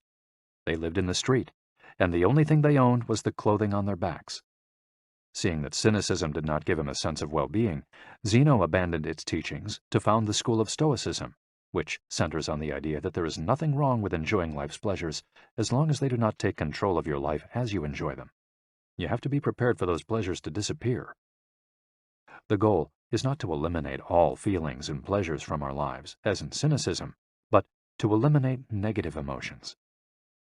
Since their inception, one of the objectives of both Buddhism and Stoicism has been to control pleasure, emotions, and desires. Though the philosophies are very different, both aim to curb our ego and control our negative emotions. Both Stoicism and Buddhism are, at their roots, methods for practicing well-being. According to Stoicism, our pleasures and desires are not the problem. We can enjoy them as long as they don't take control of us.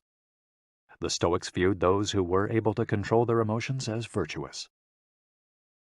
What's the worst thing that could happen? We finally land our dream job, but after a little while we're already hunting for a better one. We win the lottery and buy a nice car, but then decide we can't live without a sailboat. We finally win the heart of the man or woman we've been pining for, and suddenly we find we have a wandering eye. People can be insatiable. The Stoics believe that these kinds of desires and ambitions are not worth pursuing. The objective of the virtuous person is to reach a state of tranquility, apatheia, the absence of negative feelings such as anxiety, fear, shame, vanity, and anger, and the presence of positive feelings such as happiness, love, serenity, and gratitude. In order to keep their minds virtuous, the Stoics practiced something like negative visualization. They imagined the worst thing that could happen in order to be prepared if certain privileges and pleasures were taken from them. To practice negative visualization, we have to reflect on negative events, but without worrying about them. Seneca, one of the richest men in ancient Rome, lived a life of luxury, but was, nonetheless, an active Stoic. He recommended practicing negative visualization every night before falling asleep. In fact, he not only imagined these negative situations, he actually put them into practice. For example, by living for a week without servants, or the food and drink he was used to as a wealthy man. As a result, he was able to answer the question, what's the worst thing that could happen? Meditating for healthier emotions. In addition to negative visualization and not giving in to negative emotions, another central tenet of Stoicism is knowing what we can control and what we can't, as we see in the Serenity Prayer. Worrying about things that are beyond our control accomplishes nothing. We should have a clear sense of what we can change and what we can't, which in turn will allow us to resist giving in to negative emotions. In the words of Epictetus, it's not what happens to you, but how you react that matters. In Zen Buddhism, meditation is a way to become aware of our desires and emotions, and thereby free ourselves from them. It's not simply a question of keeping the mind free of thoughts, but instead involves observing our thoughts and emotions as they appear, without getting carried away by them. In this way, we train our minds not to get swept up in anger, jealousy, or resentment. One of the most commonly used mantras in Buddhism focuses on controlling negative emotions. Om Mani Padme Hum, in which Om is the generosity that purifies the ego, Ma is the ethics that purifies jealousy, Ni is the patience that purifies passion and desire, Pad is the precision that purifies bias, Me is the surrender that purifies greed, and Hum is the wisdom that purifies hatred. The here and now and the impermanence of things. Another key to cultivating resilience is knowing in which time to live. Both Buddhism and Stoicism remind us that the present is all that exists, and it is the only thing we can control. Instead of worrying about the past or the future, we should appreciate things just as they are in the moment, in the now. The only moment in which you can be truly alive is the present moment. observes the Buddhist monk Thich Nhat Hanh. In addition to living in the here and now, the Stoics recommend reflecting on the impermanence of the things around us. The Roman Emperor Marcus Aurelius said that the things we love are like the leaves of a tree. They can fall at any moment with a gust of wind. He also said that changes in the world around us are not accidental, but rather form part of the essence of the universe, a rather Buddhist notion, in fact. We should never forget that everything we have and all the people we love will disappear at some point. This is something we should keep in mind, but without giving in to pessimism. Being aware of the impermanence of things does not have to make us sad. It should help us love the present moment and those who surround us. All things human are short-lived and perishable, Seneca tells us.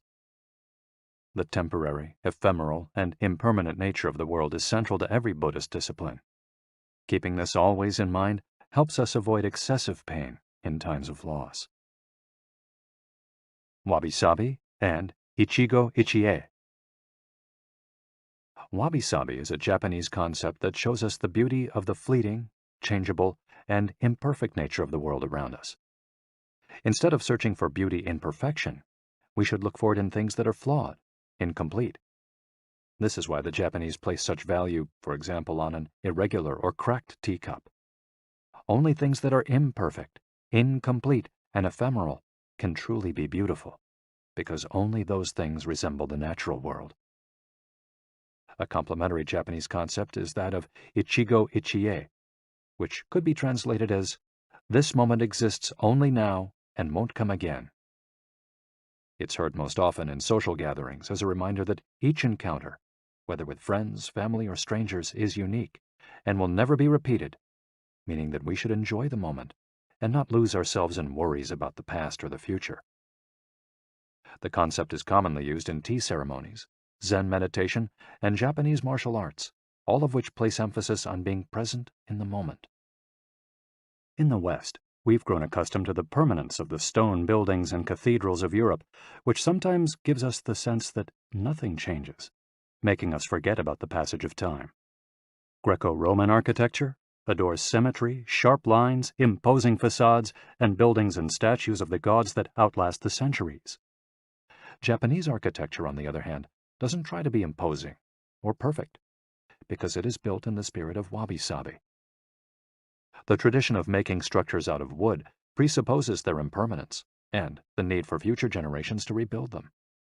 Japanese culture accepts the fleeting nature of the human being and everything we create. The grand shrine of Ise, for example, has been rebuilt every 20 years for centuries. The most important thing is not to keep the building standing for generations, but to preserve customs and traditions, things that can withstand the passage of time better than structures made by human hands.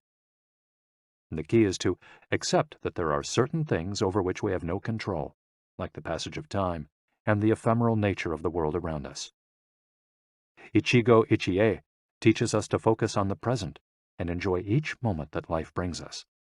This is why it's so important to find and pursue our Ikigai. Wabi-sabi teaches us to appreciate the beauty of imperfection as an opportunity for growth. Beyond resilience, anti-fragility. As the legend goes, the first time Hercules faced the Hydra, he despaired when he discovered that cutting off one of its heads meant that two would grow back in its place. He would never be able to kill the beast if it got stronger with every wound. As Nassim Nicholas Taleb explains in Anti-Fragile, Things That Gain from Disorder, we use the word fragile to describe people, things, and organizations that are weakened when harmed, and the words robust and resilient for things that are able to withstand harm without weakening. But we don't have a word for things that get stronger when harmed, up to a point. To refer to the kind of power possessed by the Hydra of Lerna, to talk about things that get stronger when they are harmed, Taleb proposed the term anti-fragile. Anti-fragility is beyond resilience or robustness. The resilient resists shocks and stays the same. The anti-fragile gets better. Catastrophes and exceptional circumstances offer good models for explaining anti-fragility. In 2011, a tsunami hit the Tohoku region of Japan, doing tremendous damage to dozens of cities and towns along the coast, most famously Fukushima. When we visited the affected coast 2 years after the catastrophe, having driven for hours along cracked highways and past one empty gas station after another, we passed through several ghost towns whose streets had been taken over by the remnants of houses, piles of cars, and empty train stations. These towns were fragile spaces that had been forgotten by the government and could not recover on their own. Other places, such as Ishinomaki and Kisenuma, suffered extensive damage but were rebuilt within a few years, thanks to the efforts of many. Ishinomaki and Kisenuma showed how resilient they were in their ability to return to normal after the catastrophe. The earthquake that caused the tsunami also affected the Fukushima nuclear power plant.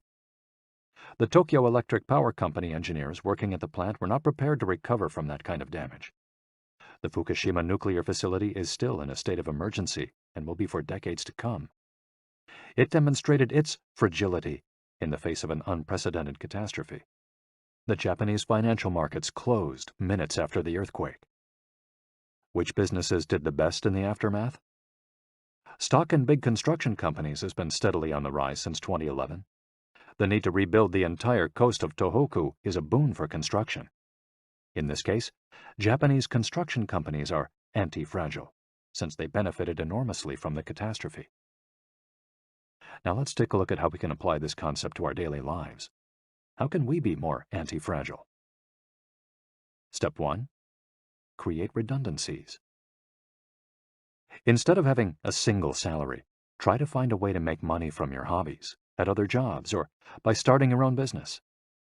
If you have only one salary, you might be left with nothing should your employer run into trouble, leaving you in a position of fragility. On the other hand, if you have several options and you lose your primary job, it might just happen that you end up dedicating more time to your secondary job, and maybe even make more money at it. You would have beaten that stroke of bad luck and would be, in that case, anti-fragile. 100% of the seniors we interviewed in Ogimi had a primary and secondary occupation. Most of them kept a vegetable garden as a secondary job and sold their produce at the local market. The same idea goes for friendships and personal interests. It's just a matter, as the saying goes, of not putting all your eggs in one basket. In the sphere of romantic relationships, there are those who focus all their energy on their partner and make him or her their whole world. Those people lose everything if the relationship doesn't work out. Whereas, if they've cultivated strong friendships and a full life along the way, they'll be in a better position to move on at the end of a relationship. They'll be anti-fragile. Right now, you might be thinking, I don't need more than one salary, and I'm happy with the friends I've always had. Why should I add anything new?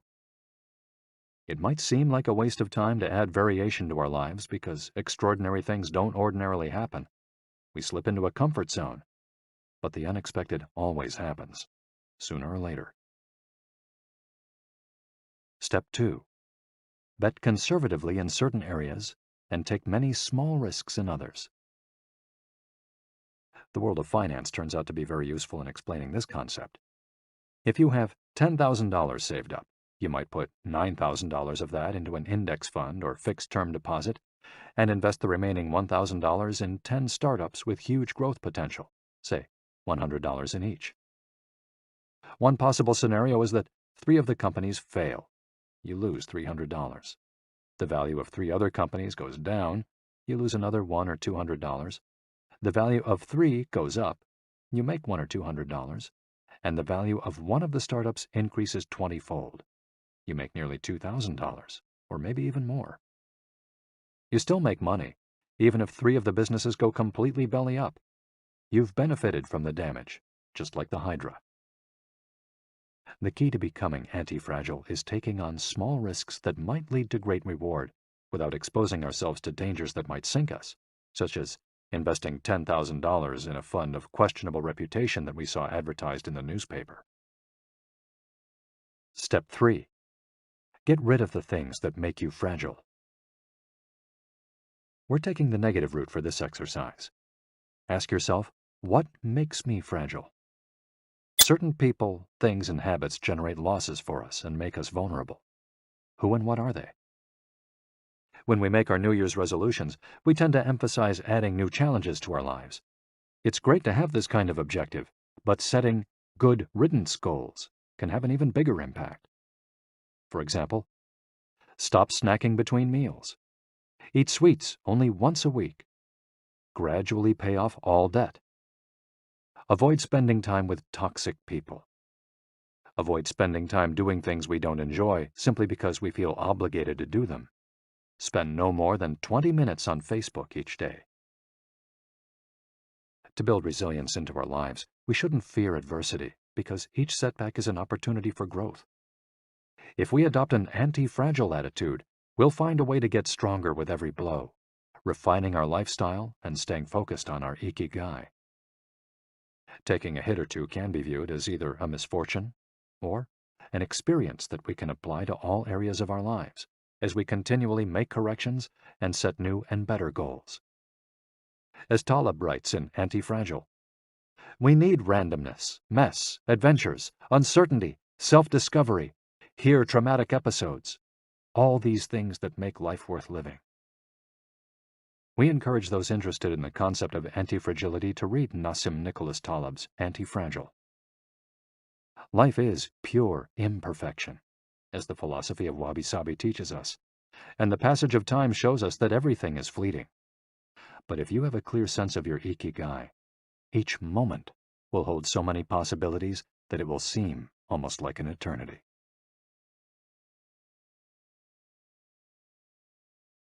Epilogue. Ikigai, the Art of Living. Mitsuo Aida was one of the most important calligraphers and haikuists of the 20th century. He is yet another example of a Japanese person who dedicated his life to a very specific Ikigai, communicating emotions with 17-syllable poems using a shodo calligraphy brush. Many of Aida's haikus philosophize about the importance of the present moment and the passage of time. One could be translated as, "In the here and now, the only thing in my life is your life." In another poem, Aida writes simply, "Here, now." It is an artwork that seeks to evoke feelings of mono no aware, a melancholy appreciation of the ephemeral. The following poem touches on one of the secrets of bringing Ikigai into our lives. Happiness is always determined by your heart. And one last one, also by Aida, is keep going. Don't change your path. Once you discover your Ikigai, pursuing it and nurturing it every day will bring meaning to your life. The moment your life has this purpose, you will achieve a happy state of flow in all you do, like the calligrapher at his canvas or the chef who, after half a century, still prepares sushi for his patrons with love. Conclusion. Our Ikigai is different for all of us, but one thing we have in common is that we're all searching for meaning. When we spend our days feeling connected to what is meaningful to us, we live more fully. When we lose the connection, we feel despair.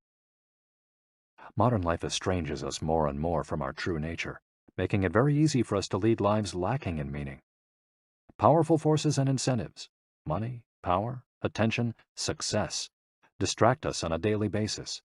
Don't let them take over your life.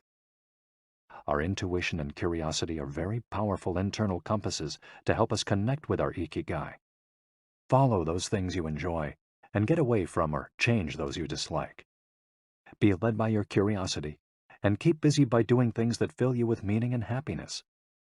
It doesn't need to be a big thing. We might find meaning in being good parents or in helping our neighbors. There is no perfect strategy to connecting with our Ikigai. But what we've learned from the Okinawans is that we should not worry too much about finding it. Life is not a problem to be solved. Just remember to have something that keeps you busy doing what you love while being surrounded by the people who love you. The 10 Rules of Ikigai. We'll conclude this journey with 10 rules we've distilled from the wisdom of the long-lived residents of Ogimi. 1. Stay active. Don't retire. Those who give up the things they love doing and do well lose their purpose in life. That's why it's so important to keep doing things of value, making progress, bringing beauty or utility to others, helping out, and shaping the world around you, even after your official professional activity has ended. 2. Take it slow. Being in a hurry is inversely proportional to quality of life. As the old saying goes, walk slowly and you'll go far. When we leave urgency behind, life and time take on new meaning. 3. Don't fill your stomach. Less is more when it comes to eating for long life, too. According to the 80% rule, in order to stay healthier longer, we should eat a little less than our hunger demands, instead of stuffing ourselves. 4. Surround yourself with good friends. Friends are the best medicine. There for confiding worries over a good chat, sharing stories that brighten your day, getting advice, having fun, dreaming, in other words, living. 5. Get in shape for your next birthday. Water moves. It is at its best when it flows fresh and doesn't stagnate. The body you move through life in needs a bit of daily maintenance to keep it running for a long time. Plus, exercise releases hormones that make us feel happy. 6. Smile. A cheerful attitude is not only relaxing, it also helps make friends. It's good to recognize the things that aren't so great, but we should never forget what a privilege it is to be in the here and now, in a world so full of possibilities. 7. Reconnect with nature. Though most people live in cities these days, human beings are made to be part of the natural world. We should return to it often to recharge our batteries. 8. Give thanks. To your ancestors, to nature, which provides you with the air you breathe and the food you eat. To your friends and family, to everything that brightens your days and makes you feel lucky to be alive. Spend a moment every day giving thanks, and you'll watch your stockpile of happiness grow. 9. Live in the moment. Stop regretting the past and fearing the future. Today is all you have. Make the most of it. Make it worth remembering. 10. Follow your Ikigai. There is a passion inside you, a unique talent that gives meaning to your days and drives you to share the very best of yourself until the very end. If you don't know what your Ikigai is yet, as Viktor Frankl says, your mission is to discover it. The authors of this audiobook wish you a long, happy, and purposeful life. Thank you for joining us. Hector Garcia and Francesc Miralles.